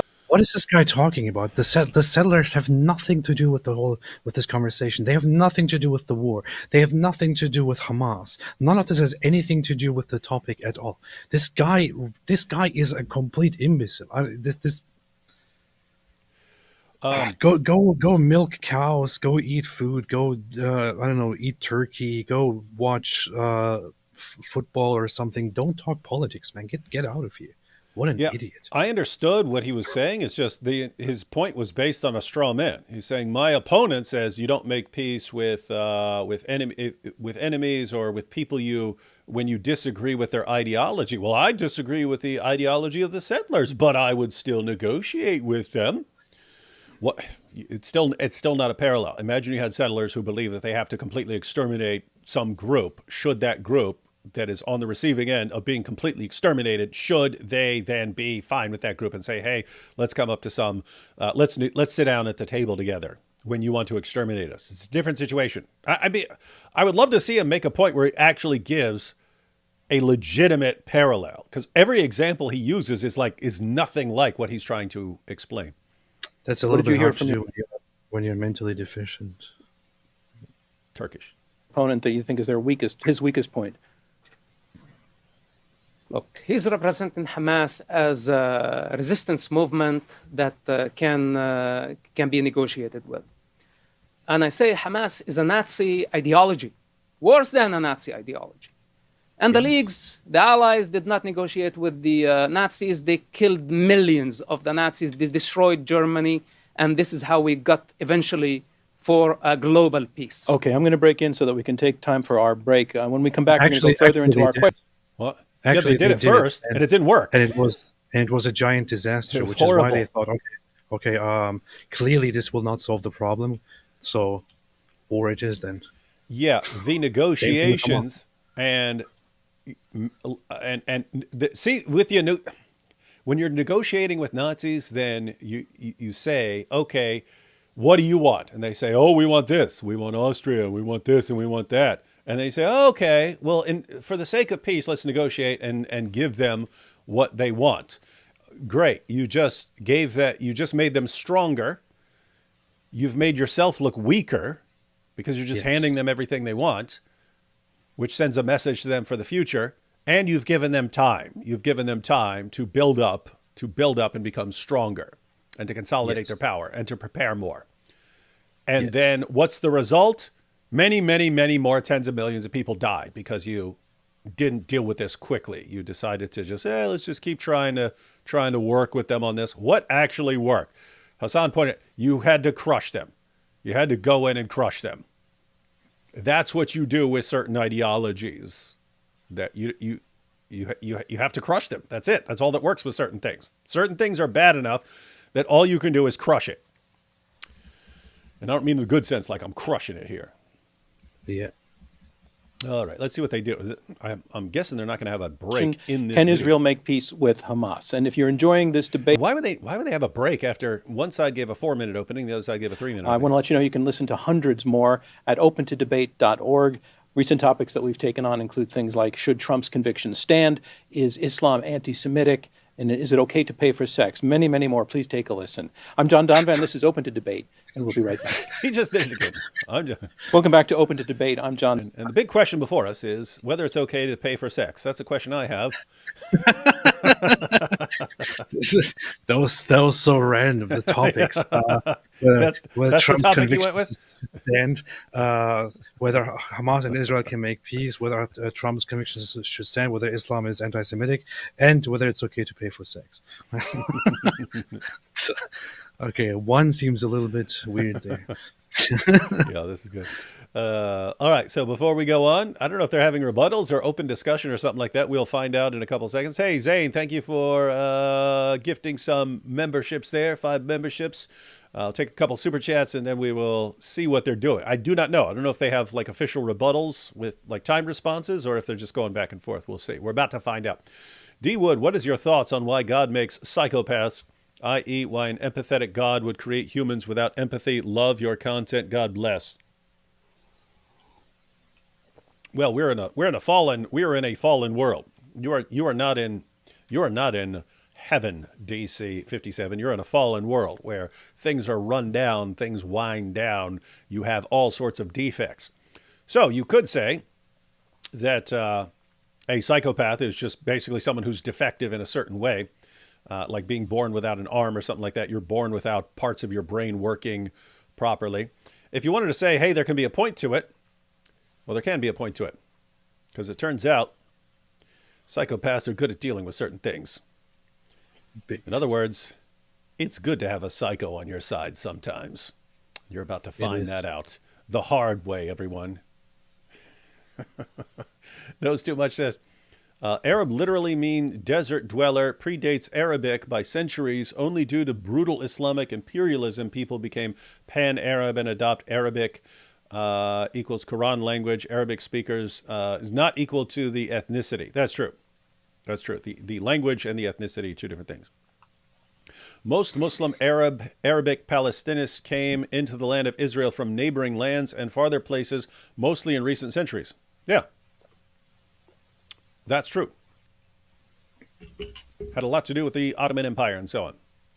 And then even in situations where they're saying, hey, there are a lot of Jews here, we need to bring in more Arabs to offset the Jews. That's what they do. The film The Green Prince 2014 is about Mosab Yousef's story. AP, do you think Iran will attack on Tisha B'Av? I don't know. I don't know what Iran will do. I don't think they will. I think they should just call it quits and say, you know what, we're done with this whole project. We'll just give it over to our secular population and no more Islamic regime. How about that? Mm-hmm. Yeah, I think Iran realizes they've got too many enemies to deal with right now, and you do not need Israel escalating something and then bombing the crap out of you when you can't even control your own population right now. Good places to live in the U.S. for Christian musician. UK getting scary. Yeah, probably someplace like Nashville or something like that. Nashville, Texas, somewhere down south in one of the areas that are friendly to music. You have other places that are historically known for music, like Detroit. That's where Motown used to be. L.A. You have lots of musicians, but if you're specifically a Christian musician, you kind of don't want to go to some of the other areas and so on. So yeah, I'd go down south, someplace like Nashville or something like that. Greetings from Saudi Arabia. Hey, Kali. Good to hear you. Good to hear from you in Saudi Arabia. Super cool place. We love it. Mortal Wombat said, always amazing how much mind-numbing BS Mr. Yogurt Brain manages to fit into just a few sentences. Glad I stayed up for the stream, though. Love you guys. Greetings from Germany. Keep choosing the cow. Ooh. We got Saudi Arabia in the house. We got Germany in the house. We got the UK in the house. Israel in the house. That's why we need a roll call at the beginning of shows. Like call out where everyone's from. 9th of Av on Tuesday. Think something will happen. Is that what they're talking about? Is that the holiday that was just mentioned? I don't know. What is that? Why are you asking me? I'm just saying, is that the specific date that people are concerned about? 9th of Why are you asking me? I'm asking you. Oh, Tube of referred to as a holiday.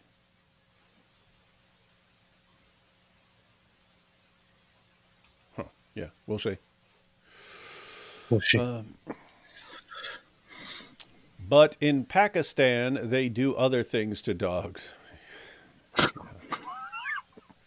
White Trash Panda, how did you not get John McCrae to appear in the Queers for Palestine Boom Boom Room as the angel Gabriel? Well, John played Gabriel. Well, he played the real Gabriel in a video, not the in our video. There's not a lot of continuity, but the angel Gabriel that Muhammad's actually familiar with, we had as Satan, and I played him. Yeah. So John played the real angel Gabriel. I played Satan, who's literally wearing a shirt that says, "Hi, my name is Satan," but Muhammad can't read it, and Muhammad thinks that this is the angel Gabriel.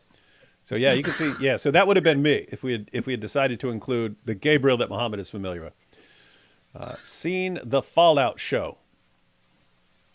No, Yes, I have seen it. It's pretty good. Sounds like some nerd stuff. Yeah, Pretty when I good. saw the dead dog in the home of a family that had been raided by Hamas, I was even more upset. Yeah. Yeah, remember where they shot the dog that was running out to protect people, and There were several of those where they shot dogs coming at them, or shot just dogs inside homes. Mm-hmm. There's one where a dog is just dead, shot multiple times in a corner.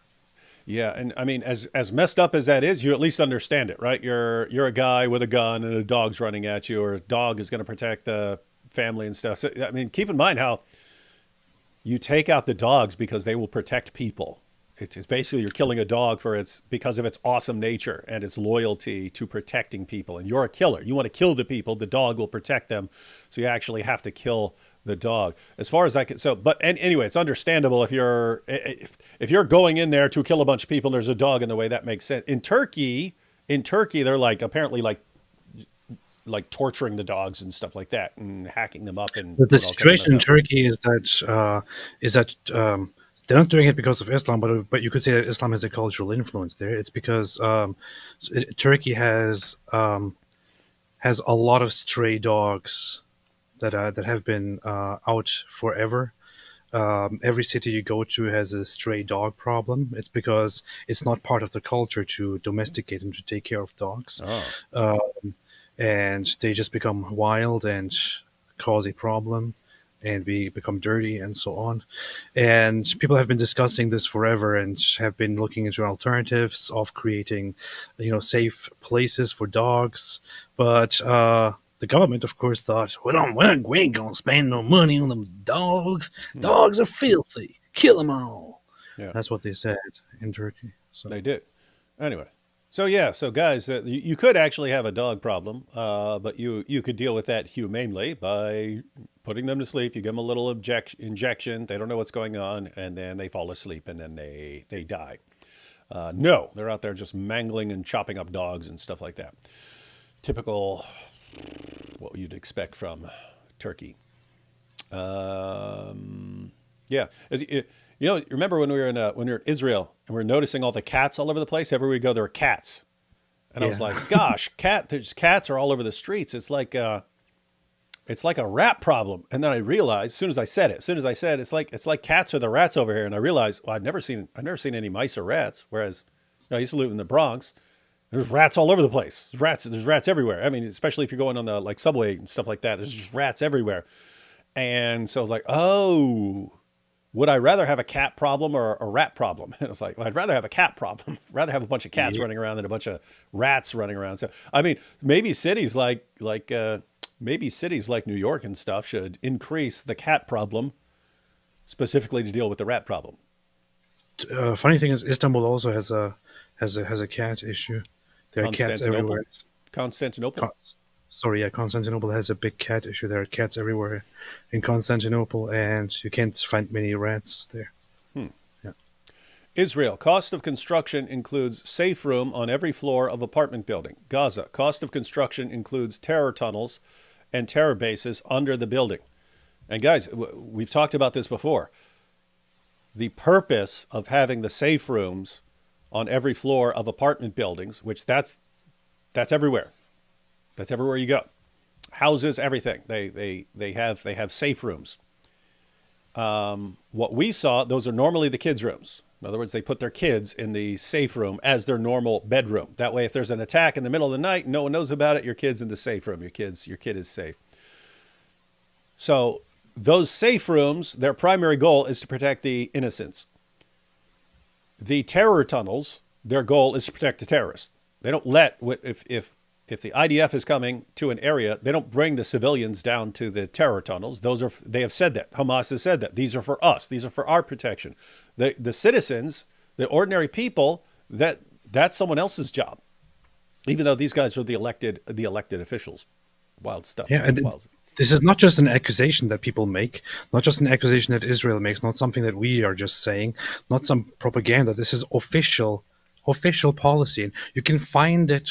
We played it before. We looked at it before. But there was an interview immediately after October 7 where the interviewer asks the Hamas spokesperson and says, "You get so many funds with which you have built a massive tunnel system. Why are you not building shelters for the civilians to protect them from the war?" And the Hamas spokesperson says, "It is not our responsibility to protect the civilians. We have to invest the money so that we can build our tunnel system and safely fight Israel from these tunnels to achieve our goal. The civilian population is the responsibility of the United Nations, not our responsibility. We don't care, basically." Yeah, think about it. I mean, if you really wanted to draw parallels, Hamas could have ended up being a completely different kind of group. They could have dug those tunnels, and they could have said, "Hey, we're going to invade Israel, and then there's going to be a backlash. So, guys, when the IDF is responding to our terrorist attack, we want all civilians, all women and children, down in these tunnels to keep you safe. While the rest of us, the actual fighters, we stay up here. We stay up here and we fight." That would be like what the IDF does, right? The IDF fights and they send everyone else to hide in shelters and to hide in safe rooms and so on. Hamas is the exact reverse. They run and hide in the tunnels, and they have the civilians. Up there where the IDF is coming. Why? What are you doing to your mic, man? You sound like you're underwater again. Check. You sound like you're in the water. Now it's okay again. I don't know what's happening with you. Yeah, I've told you before about. I thought it was my old. Desktop, but now I got a new, totally tricked out one. So I don't know what it is. I have a totally tricked out microphone. I have a Mac Studio, top of the line that you could possibly get. And still will have audio problems. I do not know. I'm guessing I have to run stuff through a soundboard or something like that, and that will make things better. Don't know. But we don't need you complaining nonstop, just because your earphones distort things. Yes. Replaying in my mind that time Cenk yelled at Shmuley, "Bigot!" Like that settled it. You bigot! You're racist! Well, it does settle it for the Young Turks crowd. Hamas MP Yunus al-Istal preached world conquest. No. Why would they do that? They want peace. They would never do that. Just for fun, what country do you think would be perfect to colonize and re-educate Gaza and the West Bank? Poland. I'm going to Poland. I think a Mars colony would be good. Poland. Colonize and re-educate Gaza and the West Bank. I'm going with Poland is my answer. Muhammad getting bit by dogs in the boom boom. Muhammad meets a dog. That one Jewish girl says, I'd literally marry Mosab if he asked. No joke. Dude is such a hero and makes me smile whenever I hear his accent. He is. He's a, I don't know. He's a cool dude. He is. He's just a cool dude. He's hilarious. He's hilarious while just being, he could be saying brutal stuff and simultaneously be hilarious. That's awesome. That is a quality you want to have. Yo, AP, Egyptian atheist is helping me learn Arabic. Oh, that's nice. Nice. That would be good. Nice. Egyptian atheist is a good guy. He's based. He's vouched for by a Turkish guy. In the Palestine-Israel debate, Mizrahi Jews seem to be generally ignored, especially by the anti-Israeli side. Is that true? It is very much true, yes. They focus only on Ashkenazi Jews and like, you're Europeans, go back to Europe. Totally ignoring the Mizrahis who have always been in the Middle East. Well, a couple more, then we'll jump back into this discussion to hear their responses. Any Mesli I talk here hates Israel and praise Hitler. Based. Yeah, that is becoming disturbingly common. Did you or will you ever do a stream about Ukraine? Interested in your takes on the Soviet Islamist thing, Putin, IRI, Israel, Saudi, peace, etc. I talked about it here and there, made tweets about it, but it's not really our thing, right? So. Yeah, not really our thing. In other words, it would be if we wanted to speak on it accurately, we'd have a bunch of stuff to learn, and we'd have to care about that situation enough to do all this stuff. When keep in mind, I'm not saying other people shouldn't. That could be for you, that might be the most important issue in the world, depending on where you're from. I tend to focus on just kind of a couple issues because other than that, I don't feel like I'm equipped to be responding to stuff. So it's just there are other things that I focus on more, and I'll let people who focus on the war in Ukraine, there are tons of them, to comment on that more. I do know quite a bit about the history of Ukraine and Russia and the conflict, and I also, I don't know, did care a little bit in the beginnings and commented on it here and there. I think since the Israel-Hamas war began, I have just been completely focused on this. But yeah, it's rather something that I would leave to others. Yeah, on that issue, I'm similar to you. Like at first I was, and it's mainly because Russia is one of the places I really don't trust. And like in my head, Ukraine and Russia are pretty similar. But Russia looks like a place that wants to expand and would be a bigger threat to the world the bigger they become. And so I would like them to lose. I would like Russia and Putin to lose so that they get the idea out of their heads. With that said, the reason it's not an issue I focus on is there are lots of people who are focusing on that and addressing the topic. When it came to something like Israel and Hamas, there were just so many people blasting away and not enough people actually responding to this stuff that we kind of ended up focusing on that. So it's kind of a there aren't enough people responding to this stuff, and therefore that'd be a good thing for us to do. And the thing is also, I think it really surprised me how hostile people were toward Israel and how much they bought into the terrorist narrative when this war started.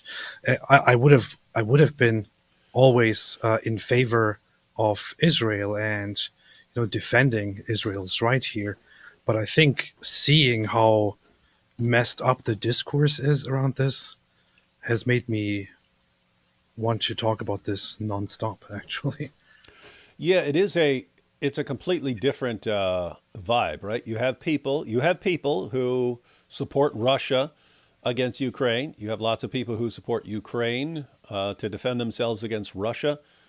You don't see a lot of people like, from the river to the sea, Ukraine will be completely wiped out and taken over and taken over by Russia. And so you don't see that. You do see it with Jews, and therefore just something we tend to focus on way more. Yes.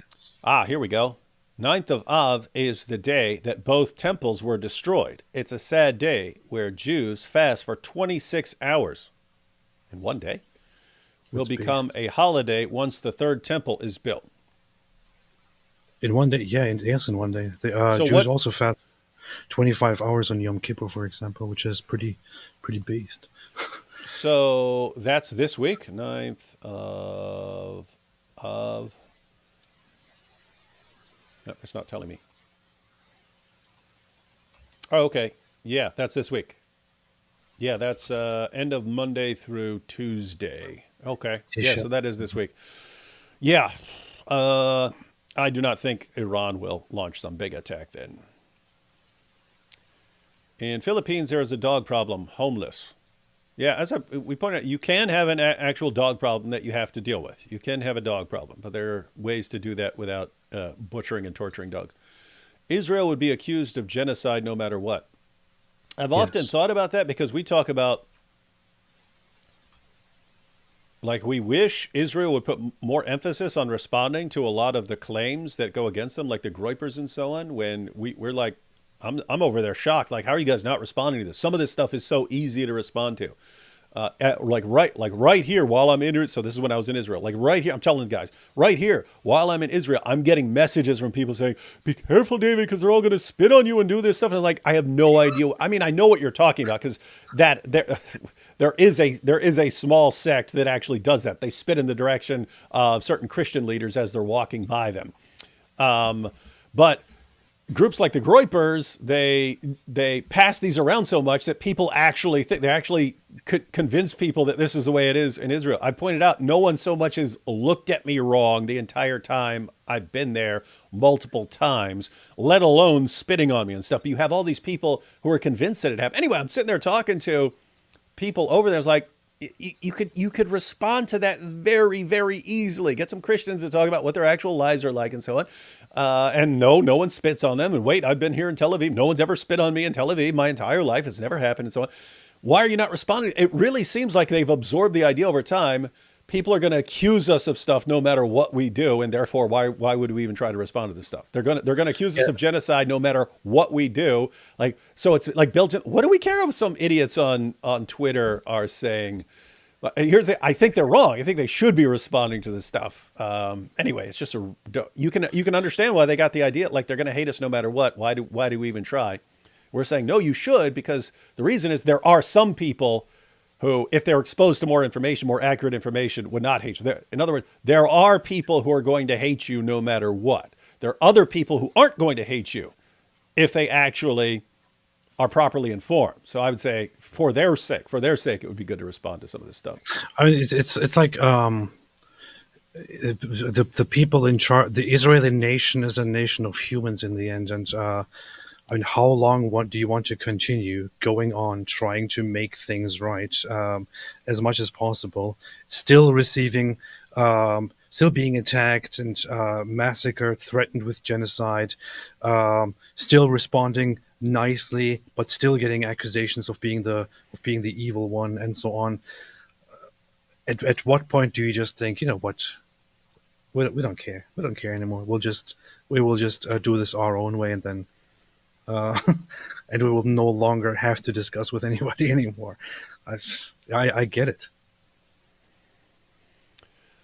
I read somewhere that Islamic countries during the Middle Ages did not have a plague problem like Europe did because of the cats keeping the rats away that carried the plague. That could be. I don't know about what it was like in the Muslim world, but yeah, Europeans were doing lots of trading with ships, and ships that are carrying things like grain and so on that show up, and they have the rats on there, and the rats are spreading the disease and so on. If you had a place, no, I'm not entirely. I don't know if you had a ton of cats. It's the fleas. It's the fleas on the rats that are actually passing around the disease. That's how it spreads to humans. You don't get bit by the rat. You get bit by the flea. So I don't know why cats wouldn't have the same issue, but yeah, I don't know. I must say that I know it's going to sound offensive to some people, but during the plague, the Black Death, and others, Europe was significantly more affected than the Muslim world. The Muslim world was also affected. It did sweep through the lands and kill tons of people. They just didn't keep the record quite as straight as Europeans did. Europeans were always better at keeping things, at keeping the record.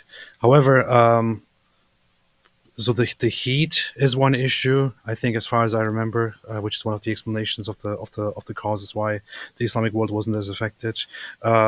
People staying further away from each other because of the climate in general, whereas in Europe people were often much more closer together. Yeah, if it hits a city, if the plague breaks out in a city and it's a bunch of rats running around with fleas, that seems like it would affect a densely populated area. It's the same thing with like a disease. If a disease spread, it will spread very rapidly in a city, and not so much in like a desert area.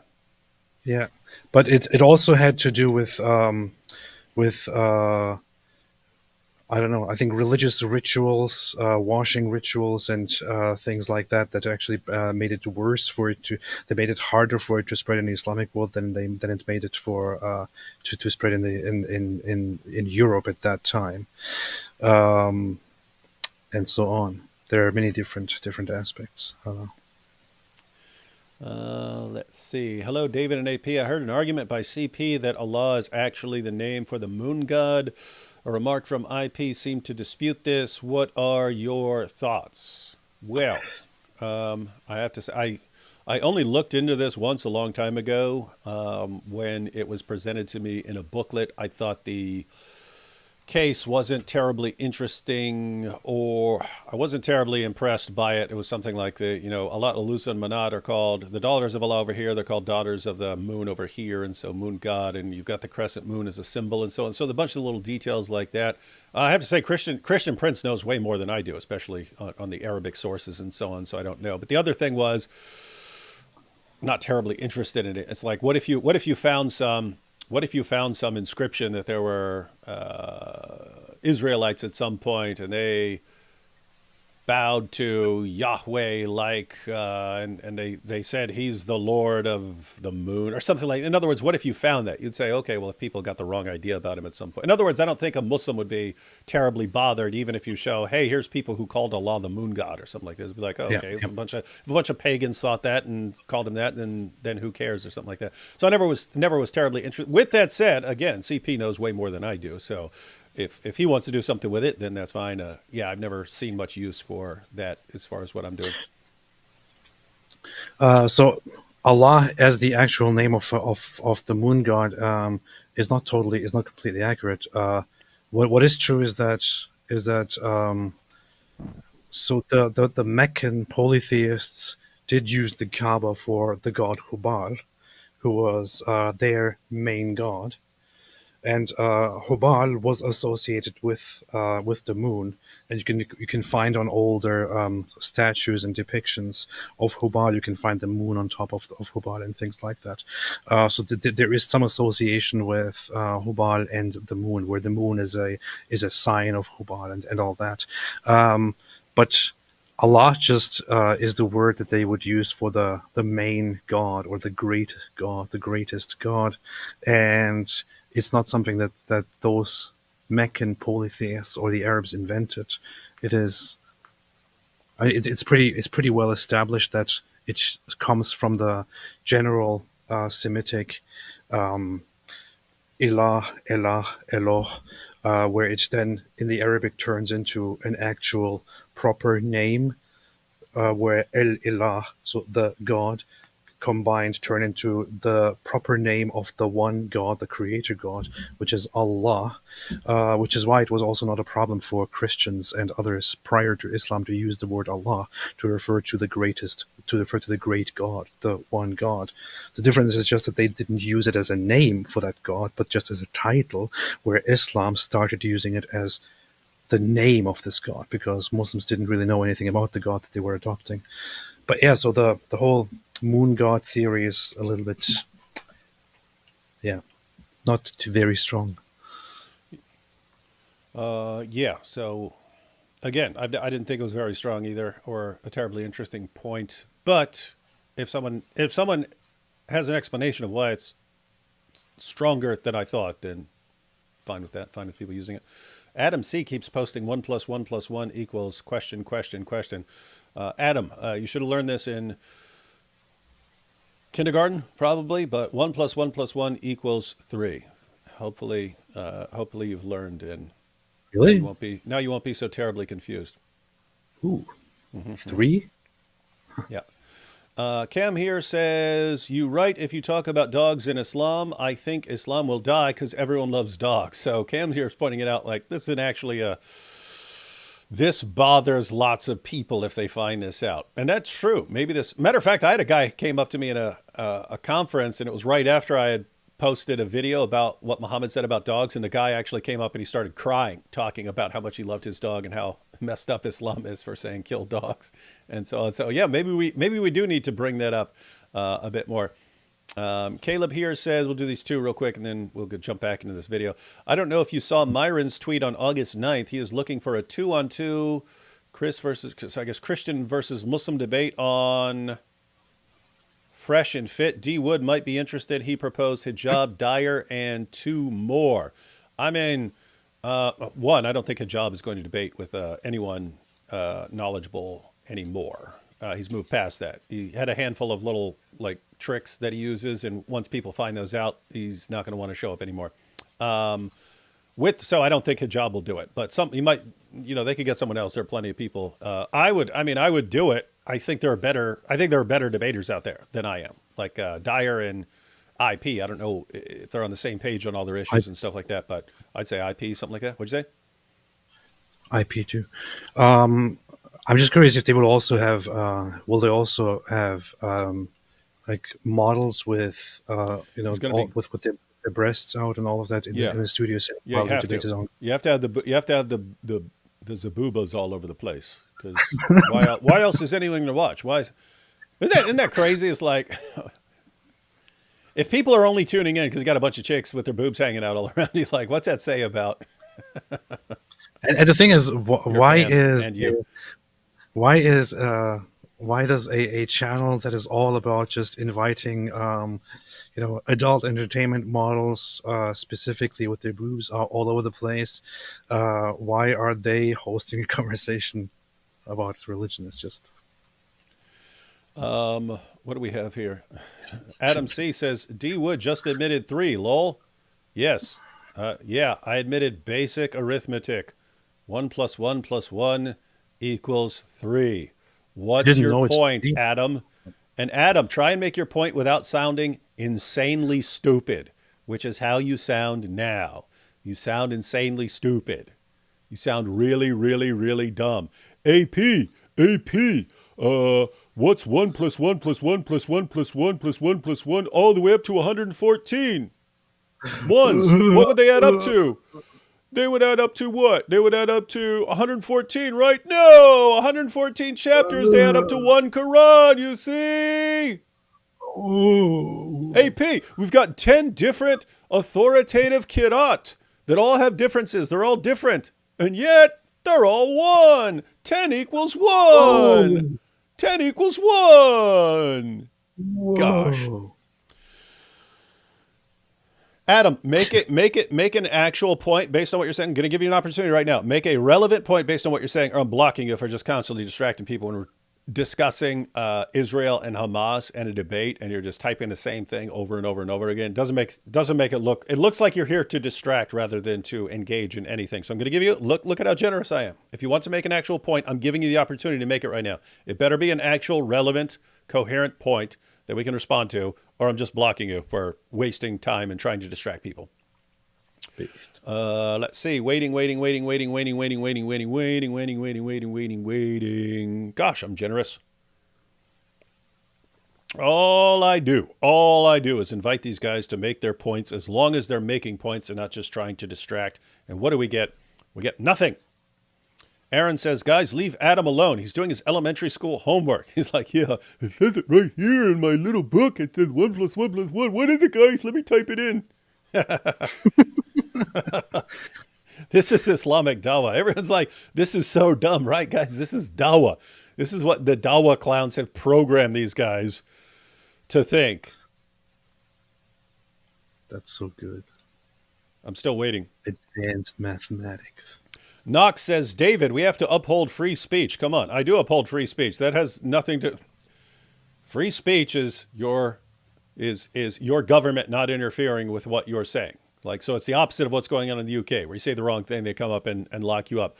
Free speech is not, hey, any idiot who comes to your chat and tries to distract you, just put up with it forever. No, there's a reason we have controls over this kinds of thing.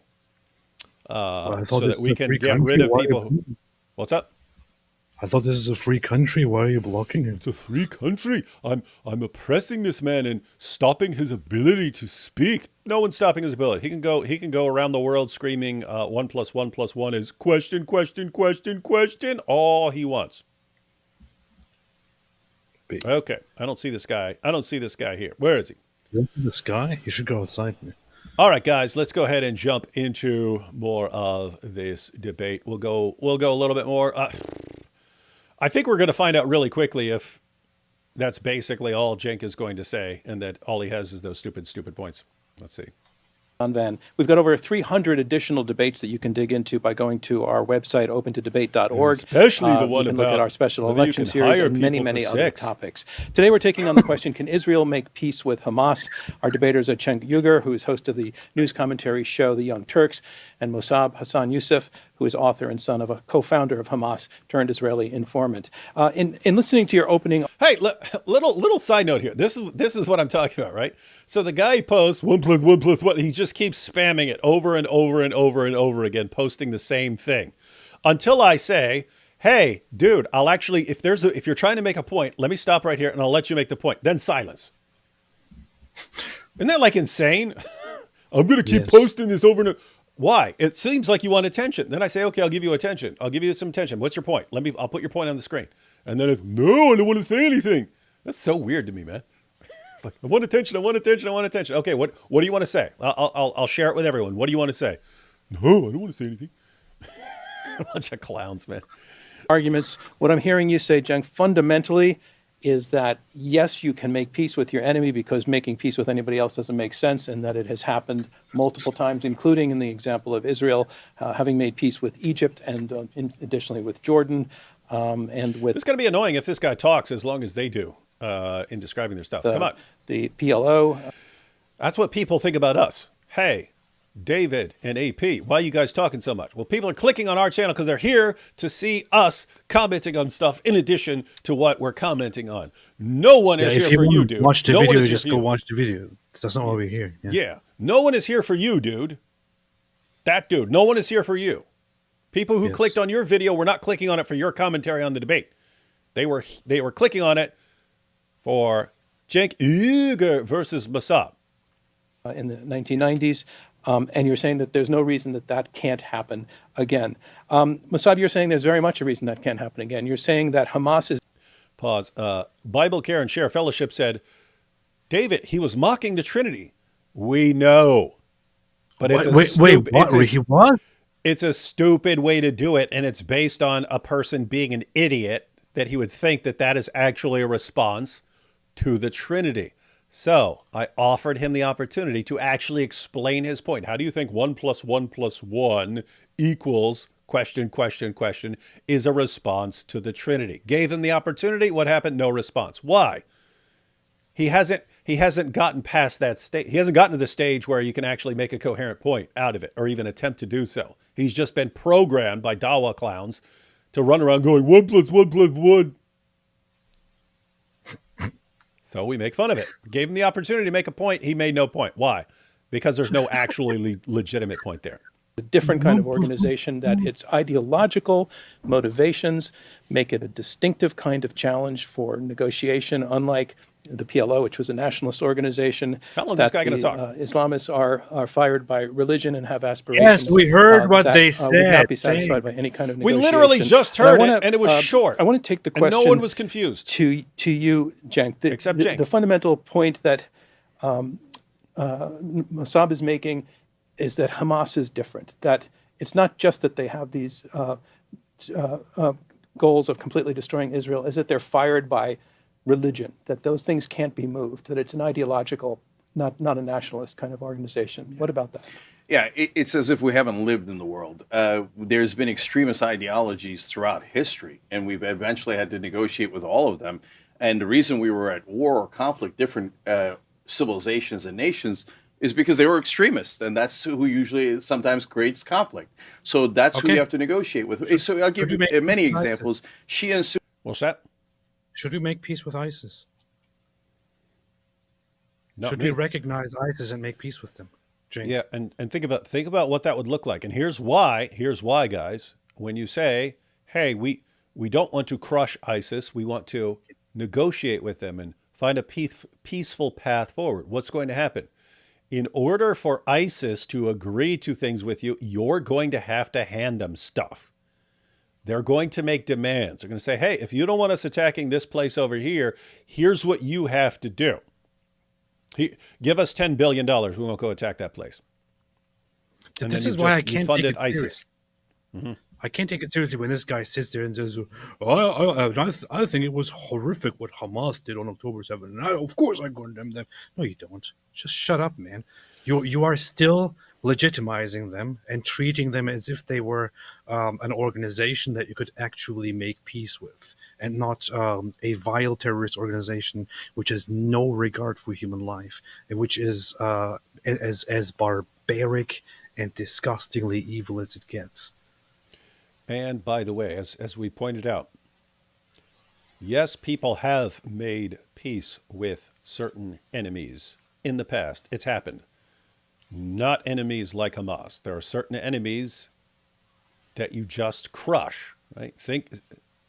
I mean, you can just imagine Cenk if he were around right in the middle of World War II. What? Why aren't you just negotiating? Why aren't you just negotiating with the guy? Come on, he's got a little mustache. Why don't you just negotiate? I'm all about peace. Think about all the people. What a dope, man. The extremists in Iraq. Appeasement. That's called appeasement. That's what Chamberlain did when he approached Hitler and said, well, yeah, maybe we can come to an agreement. Maybe if we just, agree and give him part of Czechoslovakia, maybe things will be okay. He'll calm down and all that. And what happened? He took that, and then he was like, okay, now the next goal. And then the next, and then the next. And then the UK realized, all right, appeasing seems to be the very, very wrong approach. It just backfired on us. Now it's time for war. Just same thing with Hamas. Yeah.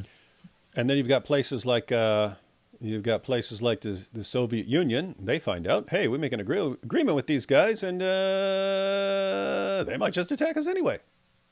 Yeah. So it's almost like they didn't want any permanent peace with us. They were just using that so they had a one-front war and didn't have to deal with us, and that they had no real goal of being peaceful with us at all. That's what they do. That's what they do. We wound up negotiating with them at different times in our occupation of Iraq because that's who was bombing us. And so if you want to talk about extremist ideology, imagine if Hamas thought, hey, you know what? Not only should we capture the Jews, but we should keep them. And every once in a while, if they don't obey us, we should rip their skin off them. And maybe we should hang them by... Listen what he just said. How he just said the Imagine Jews. If they wanted to capture them and... He just said the Jews. He didn't even say Israelis. He said the Jews. He knows exactly what Hamas actually is and what they actually believe in. And yet he is still here proposing that there should be some peace agreement with these rats. This guy, he's not ignorant. He knows very well what Hamas actually is and what they preach and what they believe in. That this guy is just being, he's doing their service for them. He's being the peaceful guy, the supposed good cop here, while the terrorists are aiming to eradicate the Jews. He's like, yeah, how about you just try to make peace with these guys who want to eradicate the Jews? News and then burn them and sell their babies and rape their women, all their women. You know who believed in that ideology? The slave owners in the South, the Confederacy here in America believed in that. And that was so extreme that if somebody was doing it now, you would say, you can't possibly negotiate with those people. Those are the worst people on earth. Okay, let's see your response to that. Look, if somebody want to cancel my right to exist, I will never sit down on the table with them and give them any form of recognition. There is no dialogue with someone who wants me to cease to exist. End of the story. Hamas wants the destruction of Israel. They don't want the land. They don't care for the land. It's basically like someone entering the negotiating room and saying, let's negotiate. But after this, I'm going to shoot you in the head. So what's the point of the negotiations? If tomorrow you're going to kill my children, if the day after you're going to attempt to annihilate me, then what's the point? Yes. Israel tried many times to extend their hand. For example, my father was one of those people in the prisons and outside the prisons, abroad, to find a common ground with Hamas. But Hamas totally rejected the existence of the State of Israel. The best they could offer to the negotiating table, a truce that is limited to 10 years. This is what they offered Israel, that we give you a truce for 10 or 15 years, but after that, we don't know what we will do. What kind of negotiations is this? What type of dialogue is this? By the way, people don't realize what he just said as far as, hey, we are only going to allow a 10-year truce. That's exactly what you read in certain Muslim commentaries. Remember, recently you had Muhammad Hijab, and he was supposedly explaining difficult Quran verses, and he was asked about Surah 9, verse 5, and we read through Ibn Kathir's commentary to show that Muhammad Hijab was completely off in what he was saying. But as far as Ibn Kathir was saying, that Surah 9 completely canceled any just unspecified in duration peace treaties. In other words, if you said, "Hey, we're at peace until you violate the peace," but other than that, it's indefinite. Said Surah 9 canceled that. There is nothing. But you have Muslim commentaries that say that the maximum duration for a peace is 10 years. Yeah. You can only allow a 10-year peace, because your goal in having the truce is not to have lasting peace. Your goal is for you to build up your strength so that you can attack them eventually and be stronger next time. And that's why you don't do any permanent peace arrangements with people. But I mean, think about this: you have Hamas doing exactly what you find in the Muslim commentators. We cannot agree to a permanent peace. It's not going to happen. We'll agree to a 10-year truce while we keep having children and keep indoctrinating them and keep getting weapons and keep getting billions and billions of dollars in aid, and we build a bunch of tunnels. And so next time we'll be ready. And so he's saying that's why are you negotiating with these people? Their goal is to destroy you. By the way, you know what that just reminded me of? That you basically got Cenk there, and Cenk is saying, "Whoa, it doesn't matter if they want to annihilate you. Think about people in the South. Think about the United States and slavery, right?" Yeah, there you're dealing with people who. Keep in mind, you had people who changed their minds over time, but you also had them crushed, right? You had to fight a war over it to get these guys under the control of the government so that you could say, no, these slaves are free. You had to crush them, Cenk. You could have sat down. In other words, AP, do you think negotiations would have solved that problem? The South gave up on a political solution. Look, we're separating. We're separating. Is that when you sit down and say, okay, let's negotiate through this?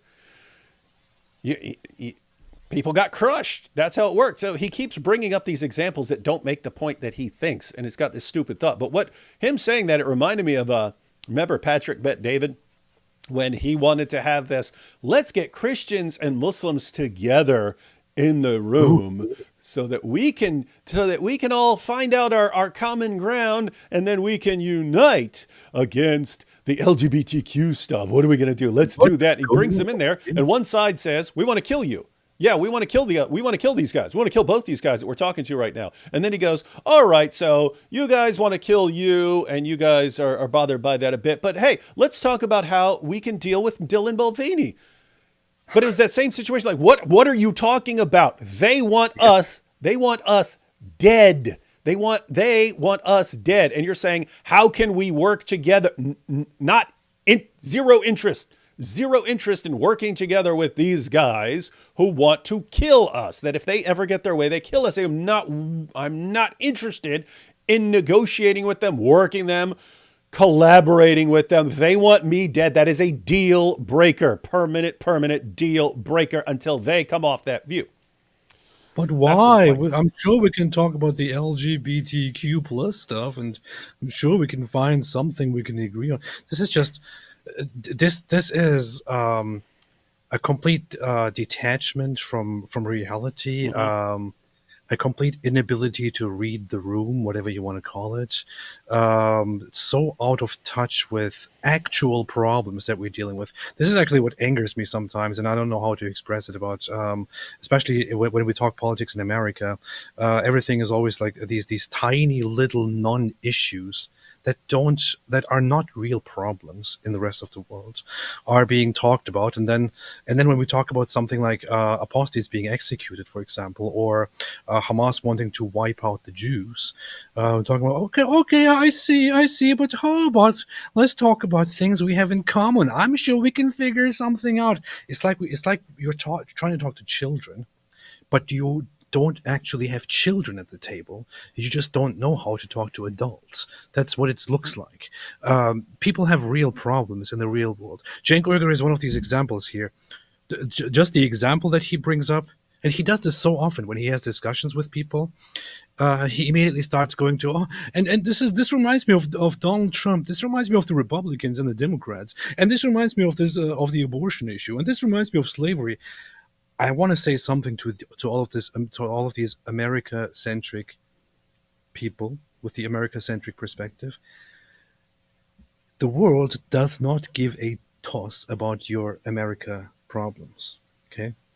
You might think, because you're having these discussions all the time with other Americans, and because there are so many Americans, and you think this matters to you on a daily basis, you might think this is a fantastic thing to talk about. Of course, this is what matters.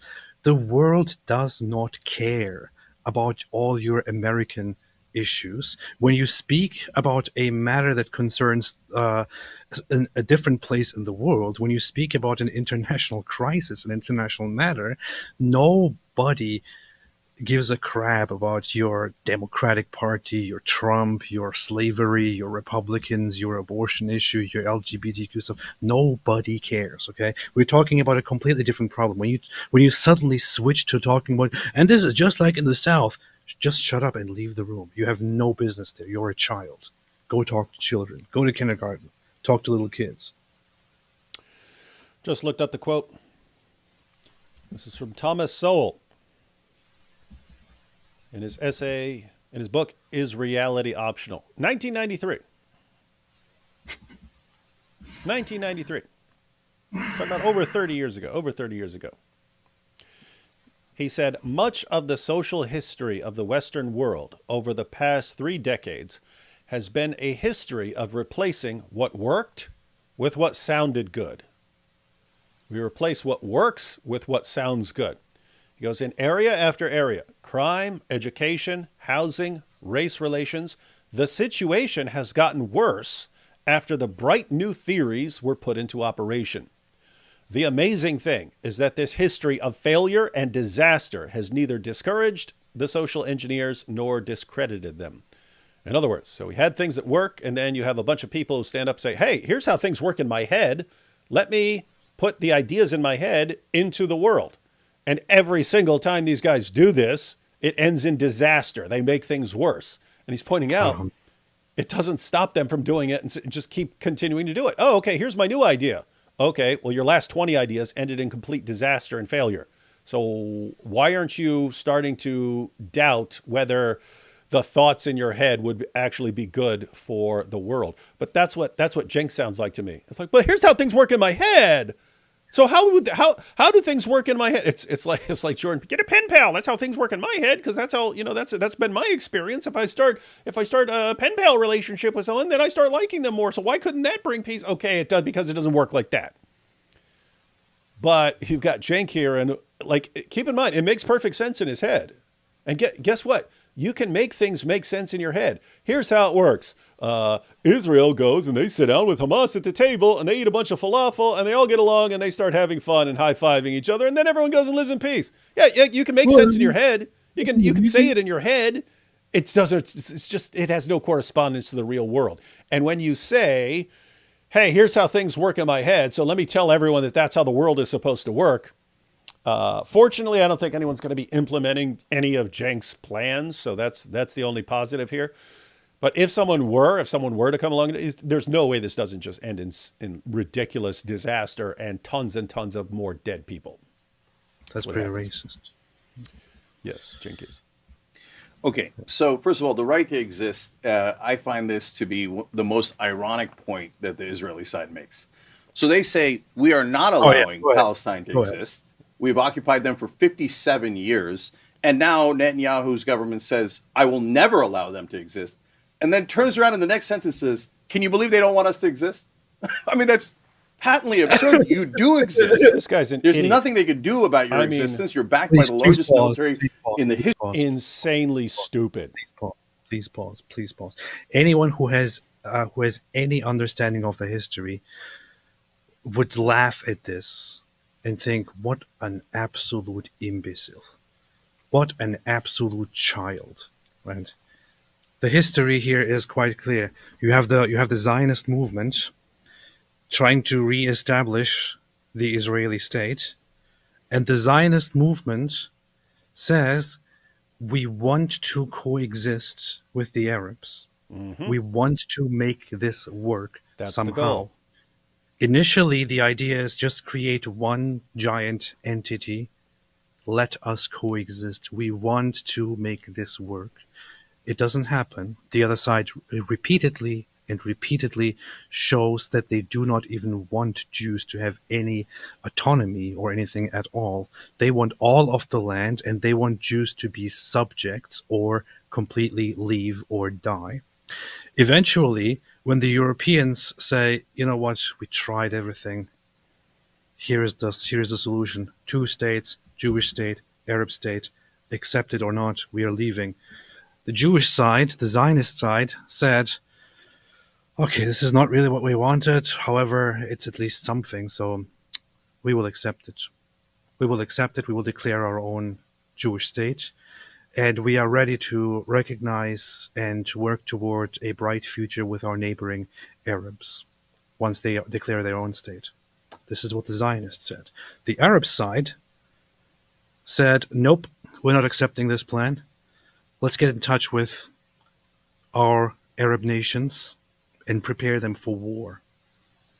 And then they started fighting. And as soon as Israel was declared, the Arab nations invaded Israel with the aim of completely destroying and taking the land, and once again turning Jews into little subjects who can be kicked around under the Muslim Arabs. And if you read the headlines from back then, the headlines even say Arabs invade Palestine, because Palestine then, the first actual Palestine, was Israel. It was the Jewish state. The Arabs didn't accept it. They united with the other Arabs and attacked to annihilate this Jewish state. So, to Cenk's point here, who is stupid enough to make such a horrendously idiotic point.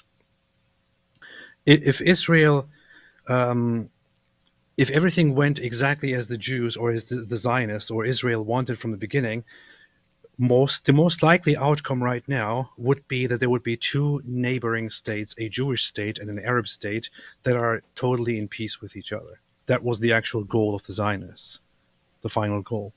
If the Arab side, however, decided, no, we will never accept this, we will destroy the other side. Had the Arabs never fought, there wouldn't be a war today, and Israel would be recognizing the existence of this Arab state. So who is at fault? Is it Israel or the Arab side? It is the Arab side, 100%. And if you disagree with this, then you are an idiot. That's it. And I would say, if I had to respond to him, I would point out he's equivocating. That was equivocation on what you mean by exist. He's saying, but Israel doesn't allow the Palestinian state to exist as a state, and they said they're not going to. So they don't think they can exist. That's not what we're talking about. When Hamas doesn't want Israel to exist, they want it wiped out. They want it wiped out. Men, women, and children. Is that what Israel wants? Is that what Israel wants in return? No. They don't want to wipe out. They don't want to wipe out all the men, women, and children. They don't want to. They try to avoid that like crazy. You're talking about 2 different things. So guys, follow his reasoning. He's saying, everyone's complaining that Hamas says that Israel has no right to exist because in Islam you have to completely exterminate the Jews, and that we're making that the goal. And they're saying, but Israel thinks that the Palestinian state doesn't have a right to exist. They could have a Palestinian state. They could have it. What Israel's doing is, you can't have a state when all you're going to use that for is a base of operations to carry out your goal to genocide us. You can't do it. Why? Because as soon as we say you're your own independent state, what happens? All these people and all these nations from around the world who have been encouraging you to come exterminating us, then they're just going to flood you with even more money and weapons than they ever have before. And we would have no say. We would have no say in it because you're your own separate nation. I'm saying we can't allow that until you guys change and drop the goal of exterminating us.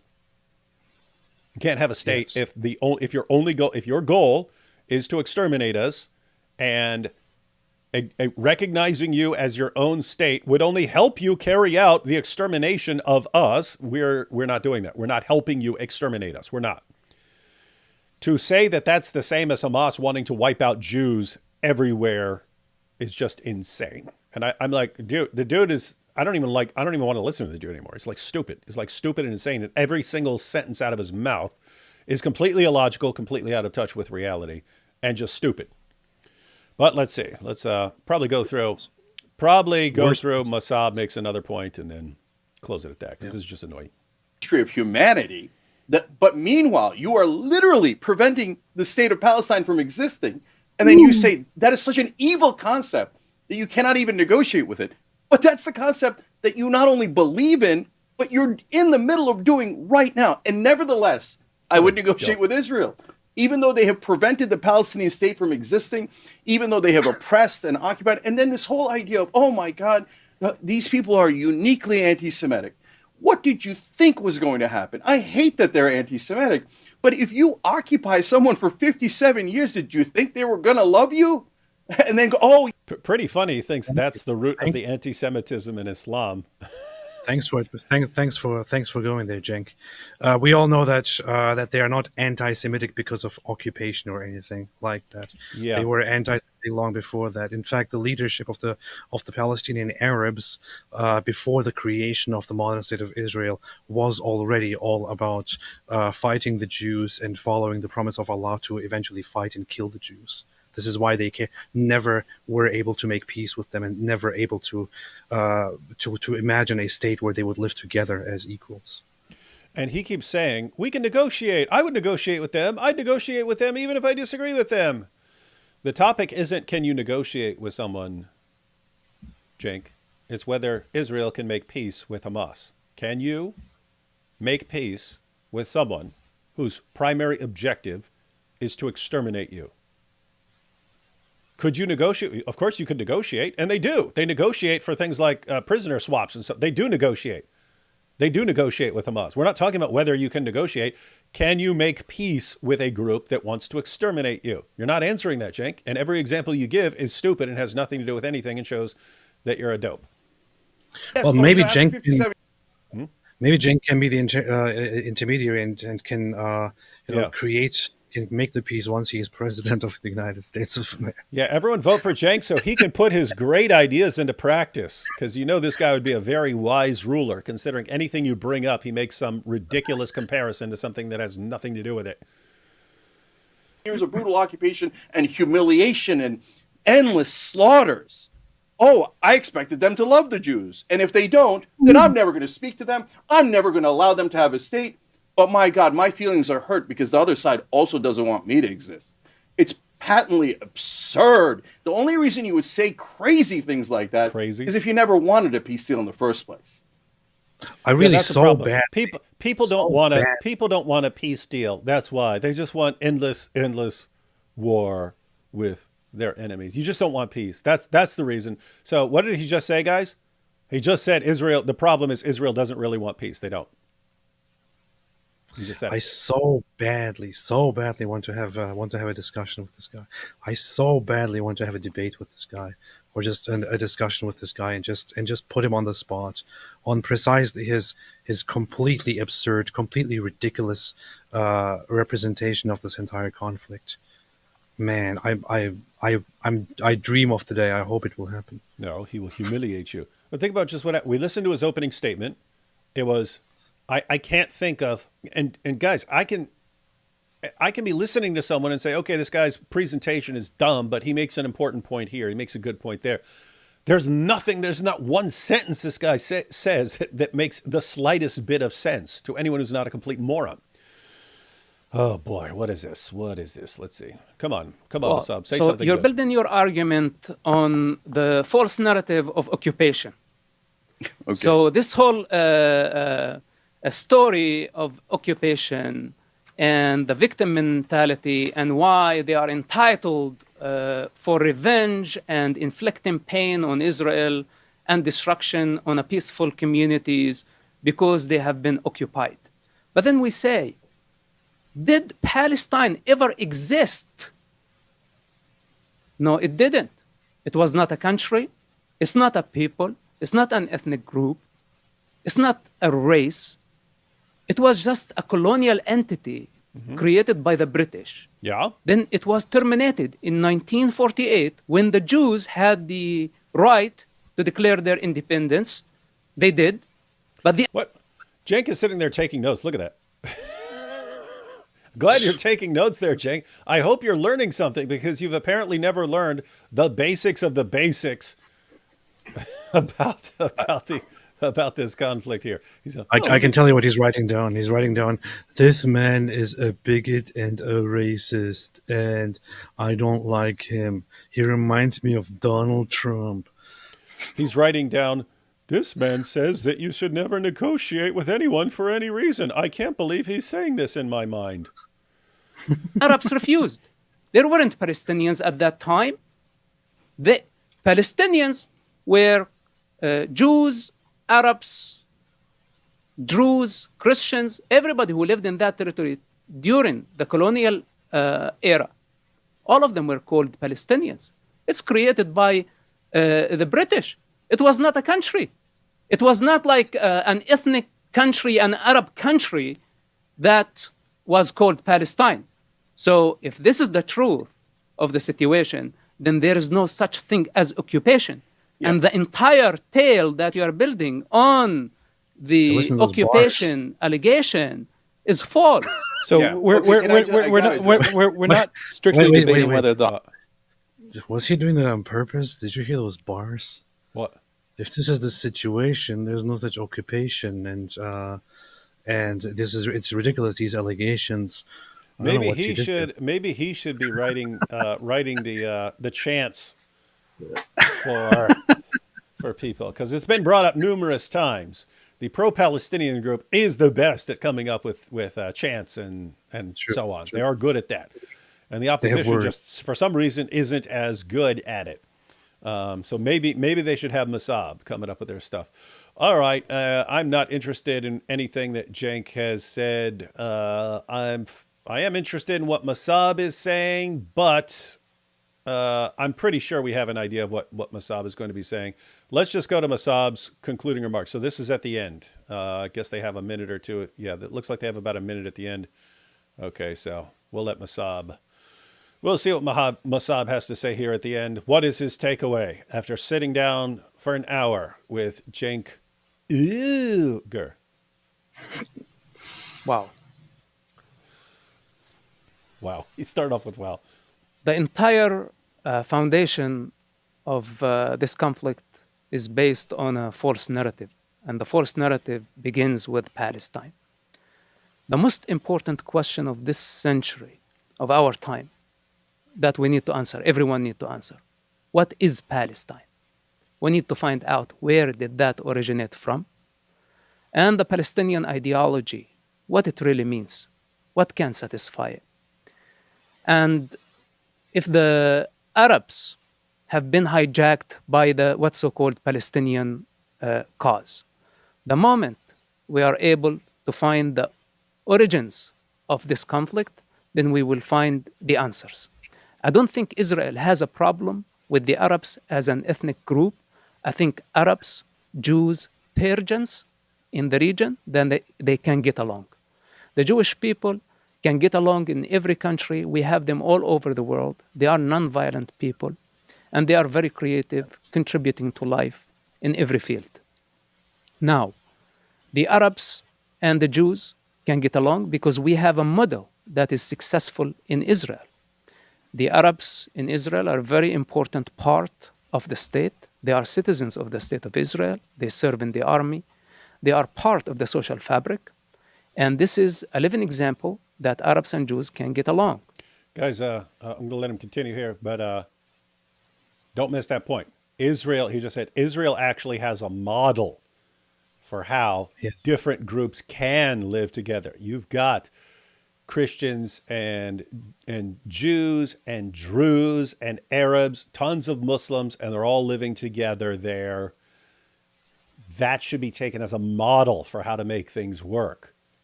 You know, it's not a model for how things work, whatever Hamas is doing. In other words, you cannot have that You can't have that. Jews, Christians, Muslims all living together in harmony using the Hamas mentality. It's something that can't happen.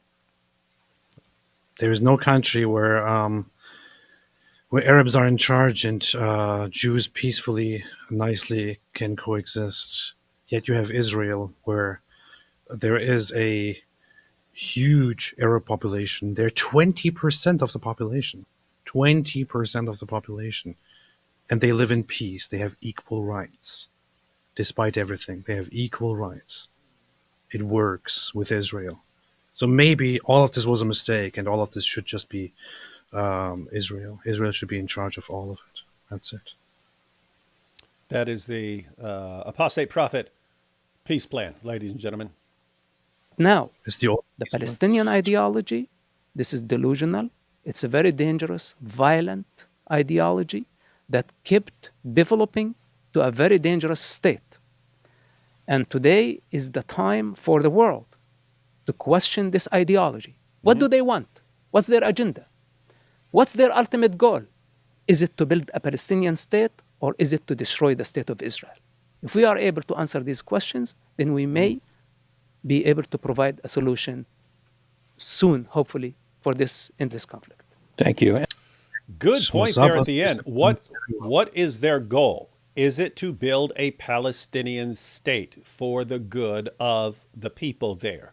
Or is the goal to destroy Israel, and a Palestinian state is just a stepping stone to your real goal of exterminating Israel? So it looked like what he was saying there at the end is, hey guys, when you get to a point where you just want to live in peace as a state, when that becomes your real goal, you'll have it. When your goal is still ultimately to destroy Israel, and the idea of a state is just a stepping stone to get you there, then it's not going to work, and no one should allow it. Precisely. He said it very well. There was nothing to add here. No, that's what I mean. I didn't see what he was going to say, but I knew he was going to. He's got that ability to just zero in on like the most important thing he can bring up and bring it up in concise fashion and so on. So anyway, he knows what's up. He really has the. He has it. He has what it takes. WhatsApp? You say he knows WhatsApp? Yes, he knows WhatsApp. He knows what's up, and he has the ability to talk properly about this conflict, unlike many people out there. Yeah, his voice is so much needed. Very important. My goodness, need another 10 like him. Hey, talking to you, all you young guys who grew up in Hamas. We need more Mosabs. So yes. Get out of it, renounce it, start working for Israel and so on, to bring down Hamas, because that bringing down Hamas and exposing the ideology that leads to the endless cycle of violence, that's the way. That's the way. Give up the idea of that you will one day, that you will have a bunch of Jewish, beautiful Israeli captives, and they will serve you, and Hamas will give you a prize for taking those captives. Will give you $10,000 in the house. It's not going to happen. Not going to happen. The last guys who did that with that promise, see what happened to them. Now they have. You want to see? There are no homes that they can. You want to see what happened to them? Want to see what happened to them? Huh? What happened to him? What happened to him? You see the sticker? You see the sticker? It says eliminated. What happened? What happened to this guy? What happened to this guy? Oh, you see?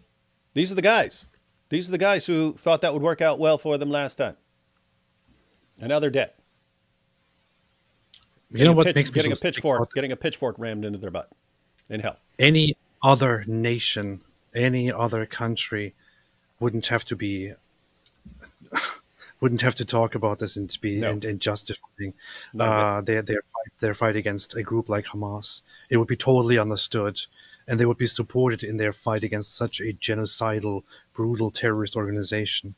It is only Israel of whom it is expected to justify all of this, and that makes me sick.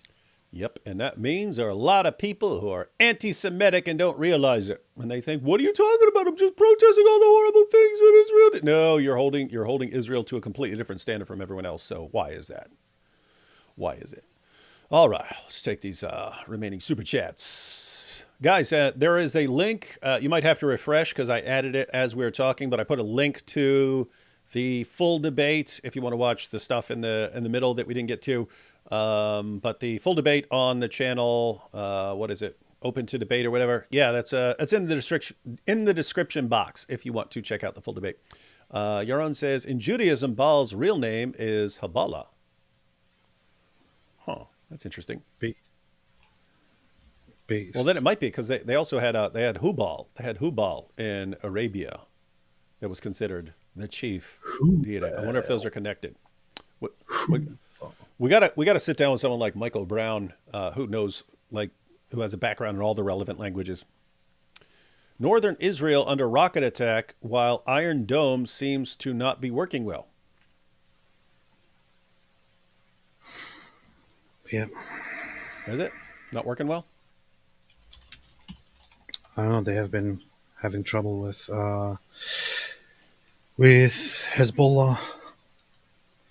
Hezbollah launches 30 rockets into Israel. No casualties reported. IDF. Well, if it's no casualties, then I'd say it's working pretty well.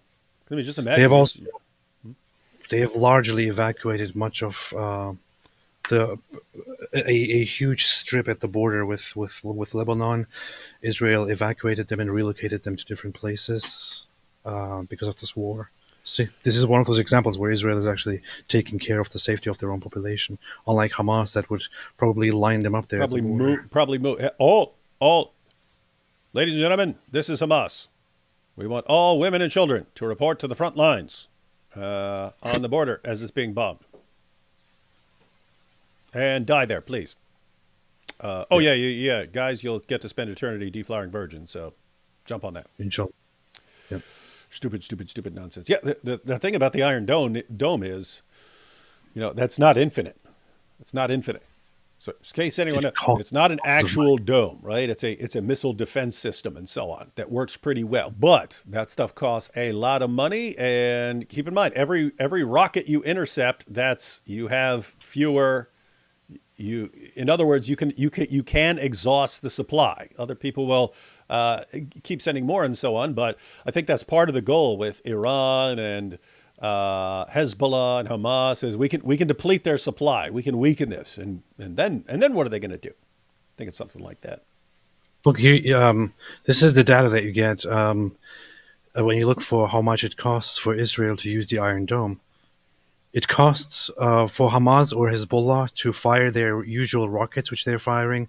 It usually costs about like $300 or so a round, because it's garbage what they're firing. Mm-hmm.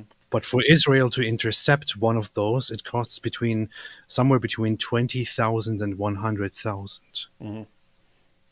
just for each missile. Yeah. So that's the point. We can make you spend a lot more money, as far as the thinking of a group like Hamas or Hezbollah. We can make you spend way more money than we have to spend in attacking you, and hopefully eventually deplete your resources for this. Rough situation. But I mean, keep in mind, that's what Israel's surrounded by, and they're constantly told, what? Just ceasefire. Like it's on you. Yeah. It's on you. These guys all want to completely wipe you out, and they're going to keep doing it until you crush them. But don't crush them. Don't do it. They have been. Israel has been working forever on a different system that is called the Iron Beam system, I think, which would be lasers. So a laser defense system against rockets, which would be very, very cost efficient, would cost much less per rocket to intercept than the Iron Dome system. I think it's not as secure, but it's much more consistent and would cost literally nothing to intercept one rocket. Which the funny thing is, people were joking about Jewish space lasers, and there you have it. See, That was the idea, but with the so way back in the first Gulf War, Saddam was launching Scud missiles, and the U.S. was shooting them down with Patriot missiles. And I think I think it was like $1 million for a Patriot missile. So every time a Patriot missile took down one of these Scud missiles, it was like $1 million. So the Scud missiles weren't doing anything; they were getting shot down, but it was like massively expensive. This is the United States. United States can spend a ton, but in the 80s, they got into the Star Wars program, which was this idea. Some people think it was all a ruse, but the U.S. said we're going to have this Star Wars program where we have this system of various satellites up there and so on, and eventually, in the case of a nuclear attack, it will shoot all this stuff down. And some people think that it was a game back then. In other words, it was something like Ronald Reagan sitting down saying, you know what? If we start building up stuff for space, the Soviet Union's going to try to keep up with us.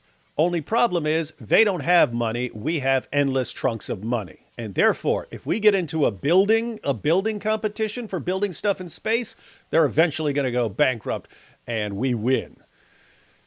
And the Soviet Union did collapse. So anyway, that's a theory. I've heard that as a theory. I do not know the details or whether that is accurate. But yeah, let's get some Jewish space lasers to shoot those things down. Inshallah. Finally, that woman's theory about Jewish space lasers will come through.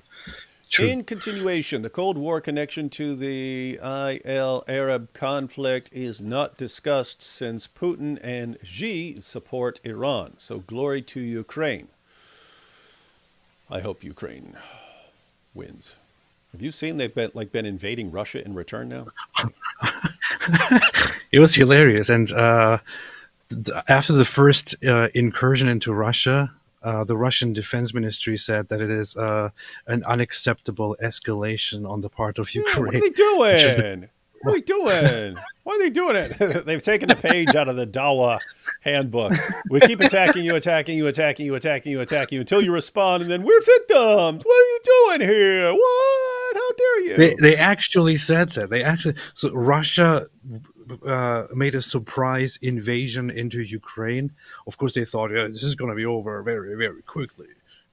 It's just going to be over very quickly. It will be over in 2 days. Destroy Ukraine. 2 days, maybe 3 days. It will be done. It will finish. Vladimir Putin has promised us. But then it didn't work out. And now they have been invading and bombing forever. And now that Ukraine actually made an incursion into Russia, they're like, what? Why are you doing this? It is funny.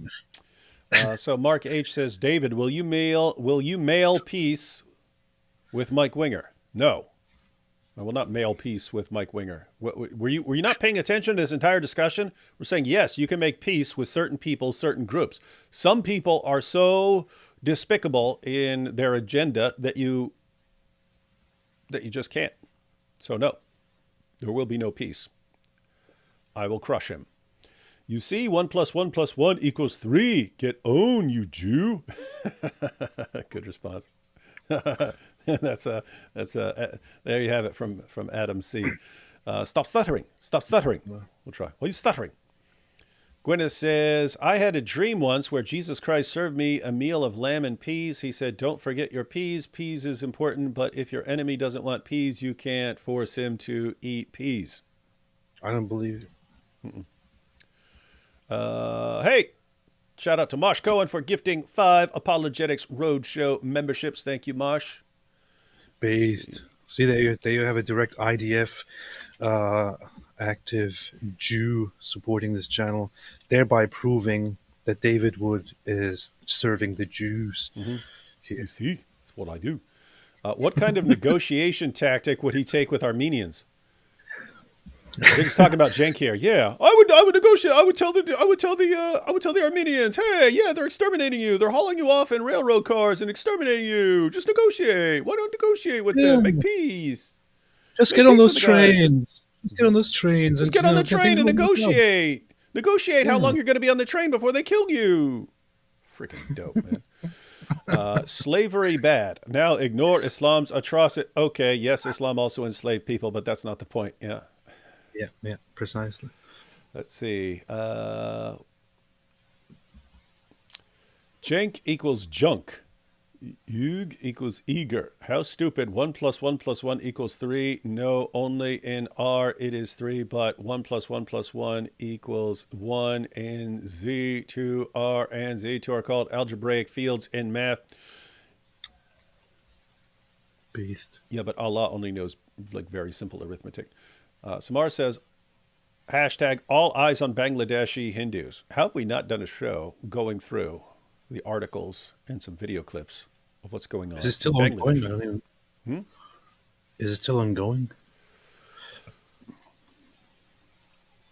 I think so. I think a lawyer just got a Hindu lawyer or something like that just got attacked, or someone who was defending them or something like that. Yes. Anyway, Beast. have to see. Haven't been following it enough.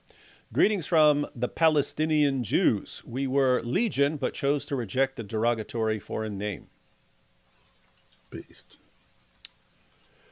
People have a poor and false understanding of history. The Golan Heights was only owned by Syria for only 19 years and owned by Jews much longer, yet the world thinks that it had always been Syrian land. Yes. I wouldn't give those Syrians an inch. But these things do show. All these issues do show. Jews are always willing to, contrary to Cenk, Jews are always willing to negotiate when it actually is not insane and it makes sense. They'll negotiate all these issues. Just, okay, you want to exterminate us, that's not going to work out until you drop that. The funny thing is, Israel has had this policy from forever, since the creation of the modern state. It's called land for peace. They've had this idea forever that our neighbors and these others, they don't want to make peace with us. However, if we make territorial compromises, if we give them land, maybe we can force them into agreements to finally make peace with us. Like, this is what Israel is thinking about. They want to force the other side to finally make peace with them permanently. And they thought, okay, let's give them land and make peace. Sick. It works out with some, it doesn't work out with others. And the thing is, it was more prominent in the past to give land for peace. It has become increasingly an unpopular opinion nowadays. It's pretty much, people don't want it anymore. Obviously, you see why. Daryl here says, do unto others that which they will do to you. Yep, that is a lot of people's thinking. Hey, they want to do this, therefore I'll do it. That sounds like something from the Bible. Nope. That is entirely different. Hi, David. I just lost my aunt today. She was in her 50s. Her son, wow, that's young. Her son is now a 20-year-old orphan. Please, my brothers and sisters, pray for our family. Yep, that is a young time to lose a mom. Have to say, it's good that he got 20 years. Got 20 years with her. Brothers, thank you from Israel for your work. Yes. Happy to help. Hello, strangers. Are you aware of the India's issues? India's got all kinds of issues. We're familiar with some of them. India has real problems. Mm-hmm. Mike Winger is the kind of guy who never tries to bring in all the groceries in one trip and says, slow and steady wins the race. That does sound exactly like Mike Winger. All right, ladies and gentlemen, again, you can check out the full debates in the link in the description box. AP, any idea what's coming up? Yeah, I would say don't waste your time with the debate. Only watch it for Mosab, Hassan, Yousef. Cenk Uygur just needs to retire or, I don't know, work at a kindergarten and just talk to children. I would not trust him. He's going to fill their heads with stupid insane. Could you imagine a bunch of people raised to think like that? It's like, I mean, has he been programming people like that? Because I only watched a few clips from the Young Turks over the years, even when it was big and they were getting millions of views and so on. But I mean, is that what he was doing the entire time? Was that always his reasoning? Oh, it's just like this other thing that has nothing to do with it. So you see there that that's what they have to do because it makes sense in my head. I mean, all right, kids, let's talk about Donald Trump again today and why Donald Trump is very, very bad. And let's talk about racism and bigotry. Okay, kids, don't be bigots. Always remember. Man, that guy is just such an idiot. Pretty terrible. Anywho, AP. We will be live again during this week. I think I'm going to be live tomorrow on my own to do a final reckoning with a masked child who has been asking for trouble. Why are you doing that without me? I'm doing it on my own. Going to do it on my own. You don't have to face everyone on your own. You don't have to face all these problems. You've got friends, AP. You don't have to face everything on your own. You don't have to be Rambo. I will do it on my own, and it will be the kill shot. That's what it will be. So that's what I will be doing tomorrow. Anyway, if you want someone to sit there and crack up laughing with you at this stuff, I'll jump in there. But sometimes I'm a fan of ignoring people who want attention. Other times I'm a fan of giving people the attention they crave and humiliating them. Mm-hmm. Inshallah. So we'll see. But we do still have because we didn't go live for a little while. Yeah. What? We still have a bunch of issues. We might need to catch up on a point. We have a bunch of UK stuff. Just going through the clips of the UK insanity. We've got that. We have serious Turks. Issues, man. We've got the Turks murdering dogs. We've got Bangladesh. And meanwhile, when we're sitting here trying to save the world from destruction by Islam, what do we got? Then we've got Apostate Aladdin. Okay, stop that. The world needs to revolve around me and my feelings. What in the world? You know what's so funny? I saw earlier.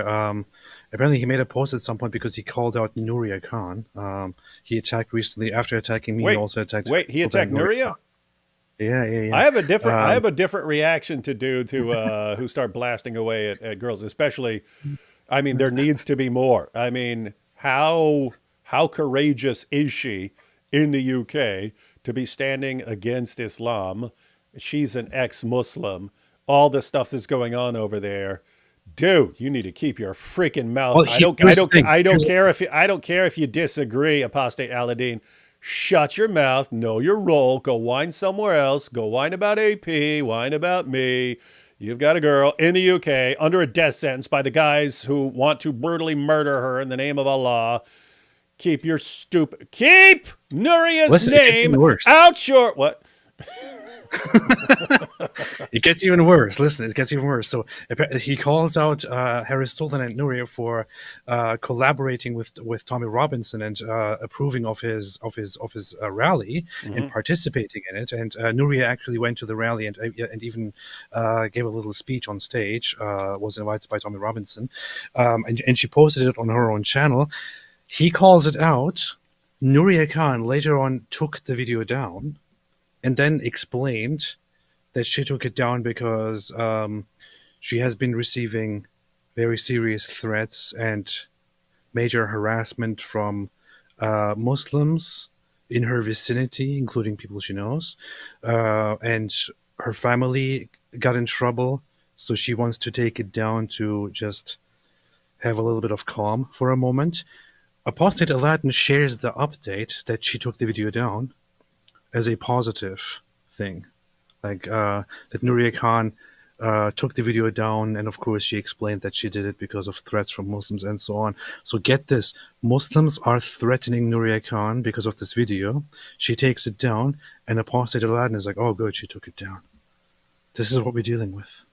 And this guy wants to be the voice of ex-Muslims.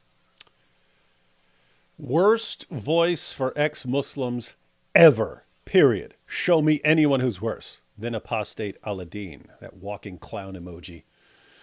You could have an Islamist as the voice of ex-Muslims. It would be the same thing. Yeah. It would be. I mean, it would be the exact same thing as taking one of the Dawa guys and saying, "Hey, Dawa guy, we're going to make you, you go in, and we're going to give you full charge over the ex-Muslim movement." It would be this. It would be the exact same thing as apostate Ali. You would do the exact same thing, namely going around trying to silence everyone from blasting away at the foundations of Islam and constantly whining about everyone and telling everyone what to do and causing division, trying to divide up the community. That's what you do. That's what a Dawa guy, if he were put in charge, would do. It's exactly what Apostate Al-Adin is trying to do. What a joke. What a joke. And what we're saying is, finish him. What we're saying is there should not be a voice of ex-Muslims. I am not the voice of ex-Muslims. Harris Sultan is not the voice of ex-Muslims. We are not the role models. We are not. None of us is the leader. None of us is the savior of the community. What we are saying is we as ex-Muslims should be individuals who go out and independently speak about our experiences and share our opinions. And I, for example, am happy to support all the others. This guy comes along and is like, "Oh, you are the voice of ex-Muslims. I want to be the voice of ex-Muslims." No. How about no? How about no? Anyway. Yeah, you got to crush that dude. If you want me on there as the laugh track, color commentary, happy to do it. Happy to do it. Inshallah, we'll see. I think I want to just go hardcore on my own. Okay, you can go off. Hey, I understand. There are times when D Wood says, I'm gonna go fight these 7 dudes by myself. As the Bible says, there's a time for everything. A time to crush your enemies. So Yes. then thinks there's more Bibles than Quran types. A lot of Quran types. His mask should have been duct tape. That's funny. Use duct tape next time, Apostate Al-Adin. And finally, guys, please read John 5:26. It makes John 1:1-2 in harmony. Only begotten Son of God, not part of 3 co-equals, making up one God. That's heresy. Not part. What are you talking about? Only begotten Son of God, not part of 3 co-equals, making up one God. That's heresy. Yeah, not sure what you're getting at, Ryan. We'll have to talk about that next time on a different show when we're talking Somebody about needs this. to be stoned. Get the stone. Somebody needs to be stoned here. Yeah. All right, guys, we will see you. We know not whence, but AP is planning on going tomorrow, running it alone to crush. Did you just say we don't? Huh? Did you just say we don't know whence? Yeah. Yeah. AP is taking on Apostate Al-Adin to crush and humiliate him tomorrow. Inshallah. Not the most difficult task in the world. Inshallah. Beating up a little weakling. It's like just going around picking on some little guy. So AP's kind of a bully. All right. Yeah, I like bullying people. And reminder, new video in the morning, guys. Check it out. Inshallah.